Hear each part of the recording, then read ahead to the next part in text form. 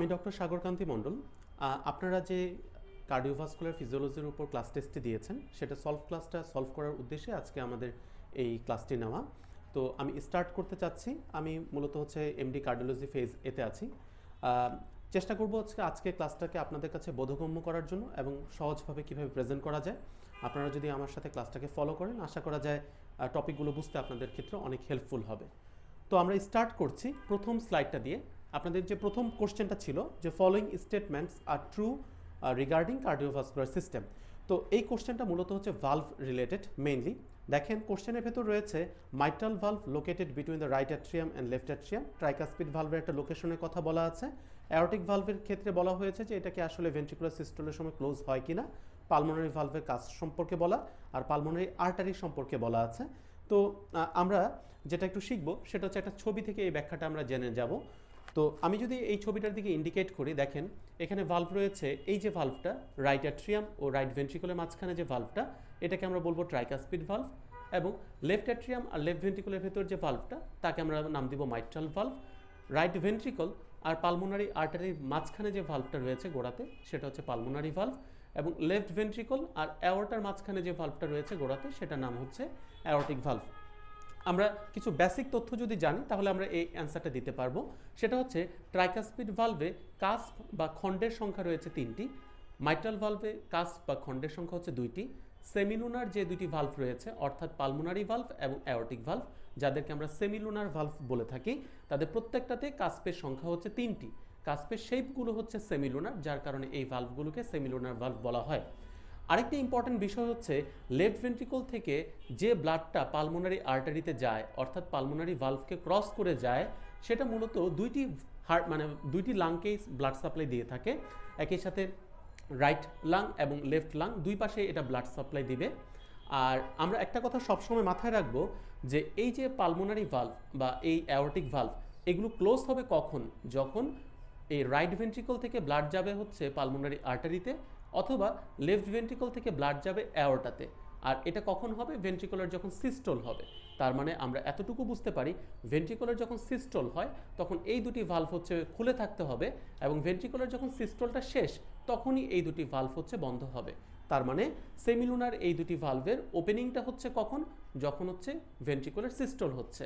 আর এরা ক্লোজ হচ্ছে কখন? যখন ভেন্ট্রিকুলার ডায়াস্টলটা মাত্র শুরু হবে। তাহলে এই তথ্যগুলো যদি আমরা একটু বুঝতে পারি তাহলে এবার অ্যান্সারটা আমরা দিয়ে দিতে পারবো। মাইট্রাল ভালভের লোকেশনটা হচ্ছে মূলত লেফট অ্যাট্রিয়াম ও লেফট ভেন্ট্রিকুলের মাঝখানে। আর ট্রাইকাসপিড ভালভের লোকেশনটা হচ্ছে রাইট অ্যাট্রিয়াম ও রাইট ভেন্ট্রিকুলের মাঝখানে। অ্যাওরটিক ভালভটা যেটা আমরা একটু আগে দেখলাম এই ছবিটাতে, অ্যাওরটিক ভালভ হচ্ছে একটা সেমিলুনার ভালভ। তো এই অ্যাওরটিক ভালভটা ক্লোজ থাকবে কখন?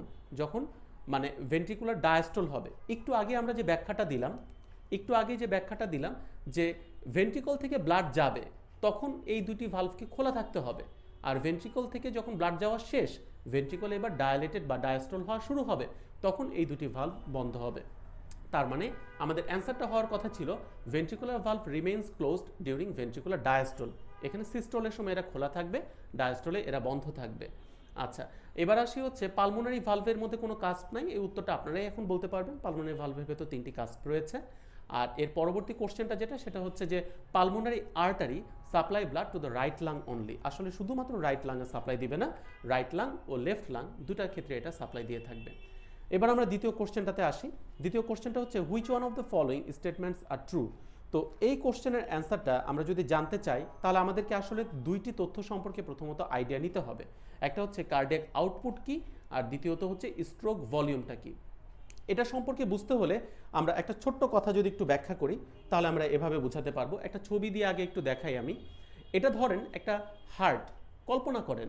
তো এই বোতলটাকে যদি আমরা হার্ট ধরি, তো এই হার্টের ভেতরে যখন ব্লাডটা ভর্তি হচ্ছে, হার্ট আস্তে আস্তে ডায়াস্টল হচ্ছে, এবং এই হার্টের ভেতরে ব্লাডটা ভর্তি হওয়ার শেষে বা ডায়াস্টলের শেষে যে পরিমাণ ভলিউমটা থাকবে সেটাকে আমরা নাম দিব অ্যান্ড ডায়াস্টলিক ভলিউম। অর্থাৎ হার্টের, বিশেষ করে ভেন্ট্রিকলের, হার্টের বলতে আমরা কাকে বোঝাচ্ছি? ভেন্ট্রিকলের ভেতরে যখন ব্লাডটা ভর্তি হবে এবং ভর্তি হওয়ার পরে যে ভলিউমটা থাকবে তার ভেতরে, তার নামটাই হচ্ছে অ্যান্ড ডায়াস্টলিক ভলিউম। সাধারণত এর পরিমাণ হচ্ছে 120 মিলিলিটার। আর এই হার্টটাই বা এই বোতলটাকে যদি আপনি ভেন্ট্রিকল বা হার্টের অংশ মনে করেন, এটা যখন কন্ট্রাকশন করবে মানে সিস্টল হবে, এটা হচ্ছে সিস্টল, মানে হার্ট থেকে ব্লাডটা বের হয়ে যাচ্ছে। বের হওয়ার পরে যতটুকু ব্লাড এই ভেন্ট্রিকলে রয়ে যাবে এটার নামই হচ্ছে অ্যান্ড সিস্টোলিক ভলিউম, মানে সিস্টোলের পরে যতটুকু ব্লাড রয়ে যাবে তার নামটাই অ্যান্ড সিস্টোলিক ভলিউম। এবং এটার পরিমাণটা হচ্ছে কতটুকু, সাধারণত বলা হয় যে অ্যান্ড সিস্টোলিক ভলিউমের পরিমাণ হচ্ছে 70 মিলিলিটারের মতো। তার মানে আমরা বুঝতে পারছি যে অ্যান্ড ডায়াস্টোলিক ভলিউমটা হচ্ছে বেশি, আর সিস্টোলের পরে অ্যান্ড সিস্টোলিক ভলিউমটা হয়ে যাবে কম। এই দুটি তথ্য যদি আমরা বুঝতে পারি তাহলে আমরা এই ছবিটা থেকে বুঝতে পারবো যে এক পাশে আমরা পাবো অ্যান্ড ডায়াস্টোলিক ভলিউম, আরেক পাশে পাবো হচ্ছে অ্যান্ড সিস্টোলিক ভলিউম। আমি যদি আপনাদেরকে একটা ছোট্ট ছবির মাধ্যমে বোঝাই, একে দেখাই, আপনারা যদি এদিকে একটু তাকান তাহলে বুঝতে পারবেন যে এই একটা হার্টের আমরা মনে করলাম যে কাল্পনিক একটা মানে ডায়াগ্রাম আমরা চিন্তা করলাম। তো এই হার্টের ভেতরে এই পর্যন্ত ধরলাম হচ্ছে ডায়াস্টলের পরে ব্লাড ভর্তি হয়েছে। তার মানে এই পর্যন্ত যে হার্টের ডায়াস্টলের পরে ব্লাডটা ভর্তি হয়েছে এটার নামে আমরা দিব হচ্ছে অ্যান্ড ডায়াস্টলিক ভলিউম। এবার হার্ট থেকে ব্লাডটা বের হয়ে গেল, বের হয়ে যাওয়ার পরে কল্পনা করলাম যে এতটুকু পরিমাণ হচ্ছে ব্লাড রয়ে গেল, তাহলে এটার নাম আমরা দিব অ্যান্ড সিস্টোলিক ভলিউম। এখন একটা জিনিস আমরা বুঝতে পারলাম যে একটা নির্দিষ্ট পরিমাণ ব্লাড কিন্তু বের হয়ে গিয়েছে, যে পরিমাণ ব্লাডটা বের হয়ে গিয়েছে তাকে আমরা নাম দিব স্ট্রোক ভলিউম। তার মানে স্ট্রোক ভলিউম ব্যাপারটা আসলে কি? স্ট্রোক ভলিউম ব্যাপারটা হচ্ছে একটা হার্টের ভেতর যখন ব্লাডটা ভর্তি হয় অর্থাৎ ডায়াস্টল হয়, এই ডায়াস্টলের পরে যে ভলিউমটা থাকে তার নামটাই হচ্ছে অ্যান্ড ডায়াস্টলিক ভলিউম। এবং এর একটা নির্দিষ্ট অংশ ব্লাড পাম্প করে হার্ট বের করে দেয়, যতটুকু ব্লাড বের করে দিচ্ছে সেটাকে আমরা নাম দিব হচ্ছে স্ট্রোক ভলিউম। তার মানে স্ট্রোক ভলিউম মূলত কার একটা অংশ? অ্যান্ড ডায়াস্টলিক ভলিউমের একটা অংশ। কতটুকু অংশ? যে অংশটুকু হার্ট পাম্প করে ব্লাড বের করে দিচ্ছে। তাহলে আমরা বলতে পারি যে এই অ্যান্ড ডায়াস্টলিক ভলিউমের একটা নির্দিষ্ট অংশ হচ্ছে কে? এই স্ট্রোক ভলিউম। তাহলে এতটুকু আমরা যদি বুঝতে পারি তাহলে এটা আমাদের মোটামুটি ক্লিয়ার হয়ে গেল। এখন এই স্ট্রোক ভলিউমটা অ্যান্ড ডায়াস্টলিক ভলিউমের কতটুকু অংশ, এটাকে যদি আমরা একটা রেশিও করি, এই রেশিওটার নাম হবে ইজেকশন ফ্র্যাকশন। তার মানে আমাদের চারটা তথ্য এখান থেকে ক্লিয়ার হলো। হার্টের ভেতরে ব্লাড ভর্তি হলো, ভর্তি হওয়ার পরে যতটুকু ভলিউম দখল করলো, এই ধরলাম এতটুকু ভলিউম দখল করেছে, এটার নাম কি হবে? আপনারাই বলেন, অ্যান্ড ডায়াস্টলিক ভলিউম। এবার একটা নির্দিষ্ট পরিমাণ ব্লাড সে বের করে দিল, যতটুকু বের করে দিল এটার নাম কি হবে? Stroke volume. এবার এই স্ট্রোক ভলিউমটা কার একটা অংশ? অ্যান্ড ডায়াস্টলিক ভলিউমের একটা নির্দিষ্ট অংশ। এই যতটুকু অংশ, এই অনুপাতটাকে যদি আমরা চিন্তা করি, উপরে স্ট্রোক ভলিউম, এই এতটুকু ব্লাড বের হলো, আর নিচে হচ্ছে অ্যান্ড ডায়াস্টলিক ভলিউম, যতটুকু ভর্তি ছিল, এই যে রেশিওটা এটাকে বলা হবে ইজেকশন ফ্র্যাকশন। আর বলতে পারেন তাহলে অ্যান্ড সিস্টোলিক ভলিউম কোনটা? এই যে ব্লাডটা বের হয়ে গেল, এখন যতটুকু ব্লাড হার্টের ভেতরে রয়ে গিয়েছে এই অবশিষ্ট অংশটাকে আমরা নাম দিব অ্যান্ড সিস্টোলিক ভলিউম।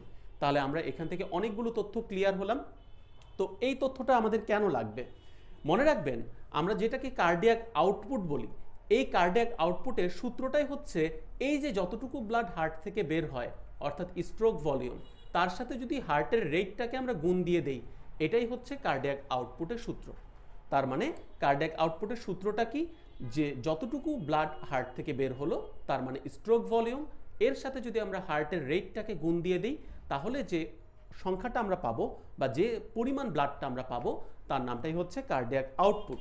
ধরেন আমরা একটু আগে বলে দিলাম স্ট্রোক ভলিউম হচ্ছে প্রতিবার যখন হার্ট পাম্প করে যে ব্লাডটুকু বের হয় এর পরিমাণ হচ্ছে 70 মিলিলিটার। আর একটা হার্টের হার্ট রেট যদি আমি ধরি 72, তাহলে এই 72কে 70 দিয়ে গুণ করলে যে পরিমাণটা আমরা পাবো, ধরলাম প্রায় 5000-এর কাছাকাছি পেলাম, এই পরিমাণ মিলিলিটার হচ্ছে কার আউটপুট? Cardiac output. তাহলে কার্ডিয়াক আউটপুট কখন কখন বাড়বে এটাকে যদি আমরা একটু ব্যাখ্যা করতে চাই, আপনারাই বলতে পারবেন। যে সময় স্ট্রোক ভলিউমটা বাড়বে তখন কি কার্ডিয়াক আউটপুটটাও বাড়বে। যদি হার্ট রেটটাও বাড়ে তখনও কি হবে? একটা কার্ডিয়াক আউটপুট বাড়বে। এখন হার্ট রেটটাকে একটা নির্দিষ্ট সীমার ভেতরে বাড়তে হবে, ওই সীমা পর্যন্ত হার্ট রেট বাড়লে তাহলে কার্ডিয়াক আউটপুট বাড়বে। কিন্তু ওই সীমার বাইরে যদি চলে যায় তাহলে তো আর হার্টের ভেতর ব্লাড ভর্তি হওয়ার সময়ই পাবে না। কারণ হার্ট যদি খুব বেশি দ্রুত সংকোচন প্রসারণ হয় বা হার্টবিট হতে থাকে, তাহলে হার্টের ভেতরে তো আগে ব্লাডটাকে ভর্তি হতে হবে, তারপর তো সেই ব্লাডটা বাইরে বের হবে। তাহলে আশা করা যায় আপনারা কার্ডিয়াক আউটপুটের এই সূত্রটা থেকে বুঝতে পারছেন যে কি কি কারণে কার্ডিয়াক আউটপুটটা বাড়তে পারে। আরেকটা ছোট্ট তথ্য আমাদের এখানে জানতে হবে, তাহলে ভেনাস রিটার্ন বলতে আমরা কি বুঝি? আমরা শব্দটাকে এখানে লিখে দিচ্ছি এবং ব্যাখ্যাটা দিচ্ছি। ভেনাস রিটার্ন হচ্ছে, আমরা জানি হার্টের এই চেম্বারটাকে বলা হয় রাইট ভেন্ট্রিকল। এখানে দুই দিক থেকে ব্লাড আসে, উপর থেকে হচ্ছে সুপিরিয়র ভেনা ক্যাভার মাধ্যমে ব্লাডটা আসে, আর নিচ থেকে হচ্ছে ইনফেরিয়র ভেনা ক্যাভার মাধ্যমে ব্লাডটা আসে। আর এটা হচ্ছে লেফট অ্যাট্রিয়াম, এটা ছিল রাইট অ্যাট্রিয়াম, এটা হচ্ছে লেফট অ্যাট্রিয়াম। রাইট অ্যাট্রিয়ামে তাহলে কোন কোন জায়গা থেকে ব্লাড আসলো? উপর থেকে আসলো সুপিরিয়র ভেনা ক্যাভার মাধ্যমে, নিচ থেকে আসলো ইনফেরিয়র ভেনা ক্যাভার মাধ্যমে। আর লেফট অ্যাট্রিয়ামে ব্লাড আসে মোট 4টা ভেইনের মাধ্যমে, যাদেরকে বলা হয় পালমোনারি ভেইন। এখন খুব মনোযোগ দিয়ে আমার কথাগুলো শুনবেন। দেখেন, আমাদের বডির অধিকাংশ ব্লাড নিচ থেকে আসছে, কারণ হার্টের অবস্থানটা হচ্ছে চেস্টে, তার নিচে অনেক বড় একটা অংশ রয়ে গিয়েছে। তাহলে যদি গ্র্যাভিটি বেড়ে যায়, গ্র্যাভিটির কাজটা কি? ব্লাডটাকে নিচের দিকে রাখা।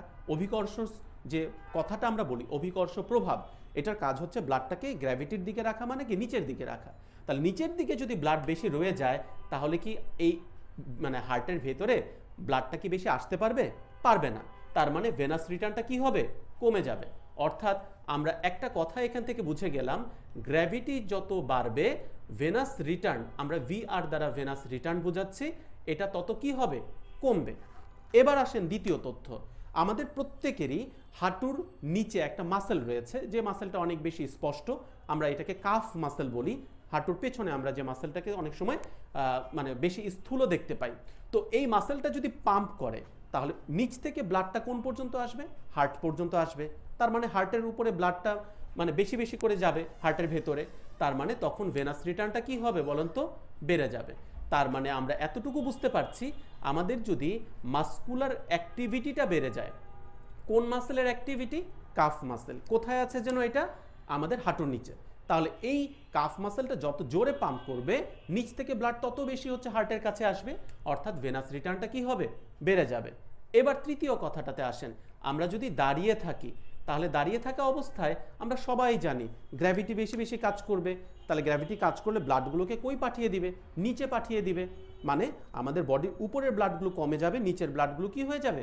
বেড়ে যাবে। তাহলে নিচে যদি ব্লাডটা জমা হতে থাকে বেশি, সব ব্লাড যদি এই স্ট্যান্ডিং অবস্থায় নিচের দিকে বেশি যেতে থাকে, তাহলে তো হার্টের কাছে ব্লাড ফেরত আসার পরিমাণ কমে যাবে। তার মানে তখন ভেনাস রিটার্নটা কি হয়ে যাবে? কমে যাবে। এর জন্যই আমরা কি হয় দেখবেন, যে খেয়াল করে দেখবেন যে বসা অবস্থা থেকে যখন আমরা একটু দাঁড়াই, মাঝে মাঝে কিন্তু কারো কারো মাথা চক্কর পর্যন্ত দেয়। মূলত ব্যাপারটা কি? যখন হচ্ছে আমরা বসা থেকে দাঁড়াই, ওই মুহূর্তটাতে হঠাৎ করে গ্র্যাভিটি কাজ করার কারণে ব্লাড নিচের দিকে পড়ে যায়, এবং নিচের দিকে চলে যাওয়ার কারণে যেটা হয়, হার্টের কাছে ব্লাড আসার পরিমাণটা কমে যায়। অর্থাৎ এই যে ভেনাস রিটার্নটা হচ্ছিল, এটা কমে যাচ্ছে, ব্লাডগুলো সব নিচের দিকে হচ্ছে, তলানির মতো পড়ার মতো একটা অবস্থা হচ্ছে। আর এই অবস্থায় ভেনাস রিটার্ন যদি কমে যায়, এই ভেনাস রিটার্ন কমলে হার্টের ডায়াস্টলের মধ্যে ব্লাডের পরিমাণও কমবে। কারণ ভেনাস রিটার্ন যদি কমে যায়, হার্ট তো ব্লাডই পাবে না। ব্লাড না পেলে এই অ্যান্ড ডায়াস্টলিক ভলিউমটা কি হয়ে যাবে? কম হবে। কারণ ডায়াস্টলের পরে তো যে পরিমাণ ব্লাড থাকবে, সেটাই অ্যান্ড ডায়াস্টলিক ভলিউম। এখন ভেনাস রিটার্নই যদি না হয়, ব্লাডই যদি না আসে, কি জমা হবে আর ব্লাড? আর এই অ্যান্ড ডায়াস্টলিক ভলিউমের একটা নির্দিষ্ট অংশই কি ছিল? স্ট্রোক ভলিউম, যেটা হার্ট পাম্প করে বের করেছিল। আর এই স্ট্রোক ভলিউমটার সাথে যখন হার্ট রেটটাকে গুণ করেছিলাম, তখনই কি জন্য পেয়েছিলাম? Cardiac output. তাহলে কার্ডিয়াক আউটপুট যদি কমে যায়, তাহলে আমাদের অবশ্যই হার্টের কাছে হার্ট থেকে ব্লাড কম বের হচ্ছে, তার মানে আমাদের ব্রেনেও ব্লাড তখন কম যাবে। আর ব্রেনে যদি কম ব্লাড যায়, তাহলে মাথা একটু ঘোরাবে। তাহলে এই হচ্ছে কেন হঠাৎ করে বসা অবস্থা থেকে দাঁড়ালে কারো কারো ক্ষেত্রে হঠাৎ করে ব্রেনে ব্লাড সাপ্লাই কমে যাওয়ার কারণে এইভাবে মাথা ঘোরাতে পারে। তো এটাকে আমরা ডিজিনেস বলি। যাই হোক, তাহলে আমাদের মূল কথা হচ্ছে স্ট্যান্ডিং অবস্থায় ভেনাস রিটার্ন কি হবে? কমে যাবে। আরেকটা ব্যাপার হচ্ছে, আমরা যখন ইন্সপিরেশন করি, ইন্সপিরেশন মনে রাখবেন, ইন্সপিরেশন মানে কি? অর্থাৎ হার্ট মানে ফুসফুসের ভেতরে প্রসারণ ঘটবে, বেশি বেশি করে অক্সিজেন ফুসফুসে ঢুকবে।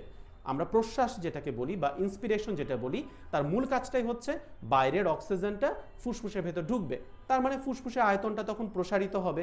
এই ফুসফুসের আয়তন যদি বেড়ে যায়, আমরা ছোটবেলা থেকে জেনেছি আয়তন বেড়ে গেলে চাপ কি হবে? কমে যাবে। তার মানে যখন আমাদের ইন্সপিরেশন হয়, ফুসফুসের আয়তনটা বেড়ে যাওয়ার কারণে, দুটি ফুসফুস আকারে বড় হয়ে যাওয়ার কারণে চাপটা কি হবে? চাপটা কমে যাবে। তাহলে অপরদিকে আমরা আরেকটা তথ্যও জানি, যখন ইন্সপিরেশন হয় তখন ফুসফুসটাকে বড় করার জন্য ডায়াফ্রামটা নিচের দিকে নামে। তাহলে ডায়াফ্রাম যদি নিচের দিকে নেমে ফুসফুসকে বড় করতে চায়, তাহলে পেটের উপর কি চাপের সৃষ্টি হবে? ডায়াফ্রাম ছিল এরকম, চাপ দিয়ে নিচে এরকম নেমে গেল, তাহলে পেটের উপর তখন চাপটা হচ্ছে বেড়ে যাবে, আর অপর দিকে ফুসফুসের চাপটা হচ্ছে কমে যাবে। এখন আমরা সবাই জানি যে কোনো বস্তুর শর্ত কি, বেশি চাপের জায়গা থেকে কম চাপের জায়গাতে যাবে। তার মানে পেটের যত ব্লাড ছিল তখন খুব সহজেই বুকের কাছে চলে আসতে পারবে। আর হার্টের অবস্থানটা কোথায়? দুই ফুসফুসের মাঝখানে। তাহলে ওই মুহূর্তটাতে ইন্সপিরেশনের সময় ভেনাস রিটার্নটা কি হবে? বেড়ে যাবে। তাহলে এবার বুঝতে পারছেন যে কেন ইন্সপিরেশনে ভেনাস রিটার্ন বাড়ে, কারণ তখন ফুসফুসের আকারটা বড় হতে হয়। আকার বড় হলে বা আয়তন বড় হলে প্রেসার কমে যাবে। প্রেসার কমে যাওয়ার সময়টাতে ডায়াফ্রামটা নিচের দিকে নেমে যাচ্ছে প্রশ্বাসের সময়, ওই নিচের দিকে নামার কারণে পেটের ভেতর চাপটা আবার বাড়তে থাকছে। তাহলে পেটে চাপ বেশি আর ফুসফুসে চাপ কম, তাহলে বেশি চাপ থেকে কম চাপে ব্লাড যাবে, তখন পেট থেকে বেশি বেশি করে ব্লাড বুকের কাছে আসবে, আর দুই ফুসফুসের মাঝখানে আছে হচ্ছে হার্ট, হার্টের কাছে তখন ভেনাস রিটার্নটা কি হবে? বেড়ে যাবে। তাহলে এই আরেকটা তথ্য আমরা দেখলাম। আরেকটা ব্যাপার হচ্ছে, আপনারা একটু এখন একটা বেসিক কথা আমাকে বলবেন যে এই যে আমাদের এই অ্যাট্রিয়ামটা আছে, রাইট অ্যাট্রিয়াম, এটার মধ্যে যদি আগে থেকে অনেক বেশি ব্লাড দ্বারা ভর্তি থাকে, তাহলে কি বেশি বেশি ব্লাড যদি থাকে তাহলে এখানকার প্রেশার আগে থেকেই বেশি থাকবে। তাহলে এখানে যদি প্রেশার বেশি থাকে তাহলে কি ওই প্রেশারকে ঠেলা দিয়ে বেশি বেশি ব্লাড কি আর তখন এখানে ভর্তি হতে পারবে? পারবে না, কারণ এখানে তো আগে থেকেই ব্লাড জমা, তার কারণে এখানে আগে থেকেই প্রেশার বেশি। তাহলে ওই প্রেশারকে অতিক্রম করে অনেক কষ্টে তখন অল্প অল্প ব্লাড এই অ্যাট্রিয়ামে ঢুকতে পারবে। তার মানে কি বলা যায়, রাইট অ্যাট্রিয়ামের প্রেশার যদি কোনো কারণে বেড়ে যায় তাহলে ভেনাস রিটার্নটা অবশ্যই অবশ্যই কমে যাবে, কারণ এত চাপের বিপরীতে অনেক বেশি ব্লাড তখন আর হার্টের ভেতর ঢুকতে পারবে না। তার মানে আরেকটা কথা আমরা বলতে পারি, রাইট অ্যাট্রিয়াল প্রেশার এটা যদি কোনো কারণে হচ্ছে বেড়ে যায় তাহলে অপর দিকে আমরা বলতে পারবো ভেনাস রিটার্নটা কি হবে? কমে যাবে। তাহলে এখন পর্যন্ত যে তথ্যগুলো বললাম এটার সাথে আরেকটা তথ্য যোগ করলে আমাদের ভেনাস রিটার্নের আলোচনা শেষ। সেটা কি? আমাদের প্রত্যেকেরই পা থেকে শুরু করে পেটে অনেকগুলো করে ভেইন আছে। তাহলে এই ভেইনগুলো যদি চাপ দেয়, সংকুচিত হয়, অর্থাৎ ভেইনের টোনটা যদি বেড়ে যায় তাহলে কি বেশি বেশি করে ব্লাড উপরে ঠেলে তুলবে তারা। শিথিল থাকলে ব্লাড জমা হবে, যদি চাপ দিয়ে এরকম সংকুচিত হয়ে যায় তাহলে ব্লাডটা উপরে উঠে যাবে। তার মানে বলা যায় আমাদের শরীরের ভেতর যতগুলো ভেনাস আছে বা ভেইন আছে তাদের যদি টোনটা বেড়ে যায় তাহলে নিচ থেকে ব্লাডটাকে পাম্প করে তারা খুব সহজে হার্টের কাছে আনতে পারবে। তাই ভেনাস টোন বেড়ে গেলে ভেনাস রিটার্নও কি হবে? বেড়ে যাবে। এবার তাহলে আপনাদের পালা। গ্র্যাভিটি বেড়ে গেলে ব্লাড নিচে জমা হবে, ভেনাস রিটার্ন কি হবে? কমে যাবে। মাসেলের অ্যাক্টিভিটি যদি বেড়ে যায় তাহলে হচ্ছে ভেনাস রিটার্নটা বেড়ে যাবে। ওই যে মাসেলটা চাপ দিয়ে ব্লাডটাকে উপরে পাঠাচ্ছে, স্ট্যান্ডিং অবস্থায় ব্লাড নিচের দিকে তলানির মতো পড়ছে, তার মানে উপরের দিকে ব্লাড ওঠার পরিমাণ কমে যাবে, অর্থাৎ ভেনাস রিটার্নটা কমে যাবে। আমাদের যখন শ্বাস প্রশ্বাস হয় বা ইন্সপিরেশন হয় ওই অবস্থাটাতে ফুসফুসের আয়তন বড় হয় আর চাপটা কমে যায়, পেটের চাপটা বেড়ে যায়, যার ফলে বেশি চাপ থেকে কম চাপে ব্লাড সহজে আসতে পারবে, অর্থাৎ ইন্সপিরেশনে ভেনাস রিটার্নটা কি হবে? বেড়ে যাবে। রাইট অ্যাট্রিয়ামে যদি প্রেশার বেড়ে যায় তাহলে এই জায়গাটাতে আগে থেকেই যদি ব্লাড দ্বারা ভর্তি থাকে, প্রেশার বেশি থাকে, তাহলে নিচ থেকে তখন খুব কষ্টে অল্প কিছু ব্লাড যোগ হতে পারবে, তার মানে ভেনাস রিটার্নটা তখন কমে যাবে। আর আরেকটা লাস্টে যে কথা বললাম, আমাদের পা, পেট এইসবের রক্তনালী বা বিশেষ করে ভেইনের যদি চাপ বেড়ে যায়, ভেইনটা তাহলে খুব সহজে ব্লাডটাকে উপরে তুলতে পারবে, অর্থাৎ ভেনাস টোনটা যদি বেড়ে যায় তাহলে ভেনাস রিটার্নটাও অবশ্যই কি হবে? বেড়ে যাবে। এই যে তথ্যগুলো বললাম এগুলো সব কার তথ্য? ভেনাস রিটার্নের তথ্য। তাহলে ভেনাস রিটার্ন বাড়া মানে কি? হার্টের ভেতর বেশি বেশি ব্লাড যুক্ত হচ্ছে, তাহলে এই ব্লাডটাই তো আলটিমেটলি ভেন্ট্রিকলে যাবে। তাহলে ভেন্ট্রিকলের ব্লাডটা যখন যাবে কোন সময়টাতে যাবে? যখন ভেন্ট্রিকলের ডায়াস্টল হবে, মানে ভেন্ট্রিকলটা প্রসারিত হচ্ছে। তাহলে ওই ডায়াস্টলের পরে ব্লাডের পরিমাণ তখন বাড়বে নাকি কমবে? বাড়বে, কারণ বেশি বেশি ব্লাড যদি হার্টে আসে ওই ব্লাডটাই তো মানে এই ভেন্ট্রিকলের উপর জমা হবে, আর জমা হলে তখন কোন ভলিউমটা তৈরি করবে? অ্যান্ডায়াস্টোলিক ভলিউম।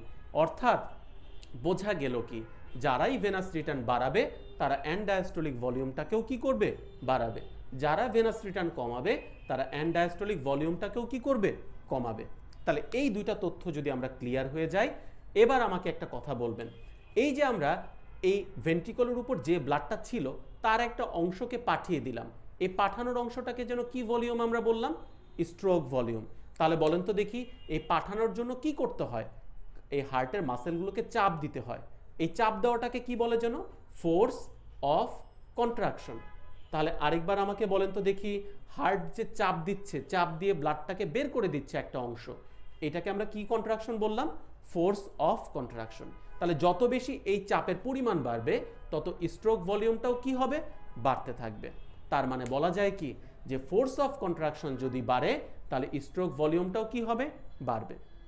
আরেকটা কথা খেয়াল করেন, যদি এই অ্যানডায়াস্টোলিক ভলিউম এতটুকু থাকে তাহলে কি বেশি বেশি ব্লাড বের হবে, নাকি অ্যানডায়াস্টোলিক ভলিউম এতটুকু থাকলে তাহলে বেশি বেশি ব্লাড বের হবে?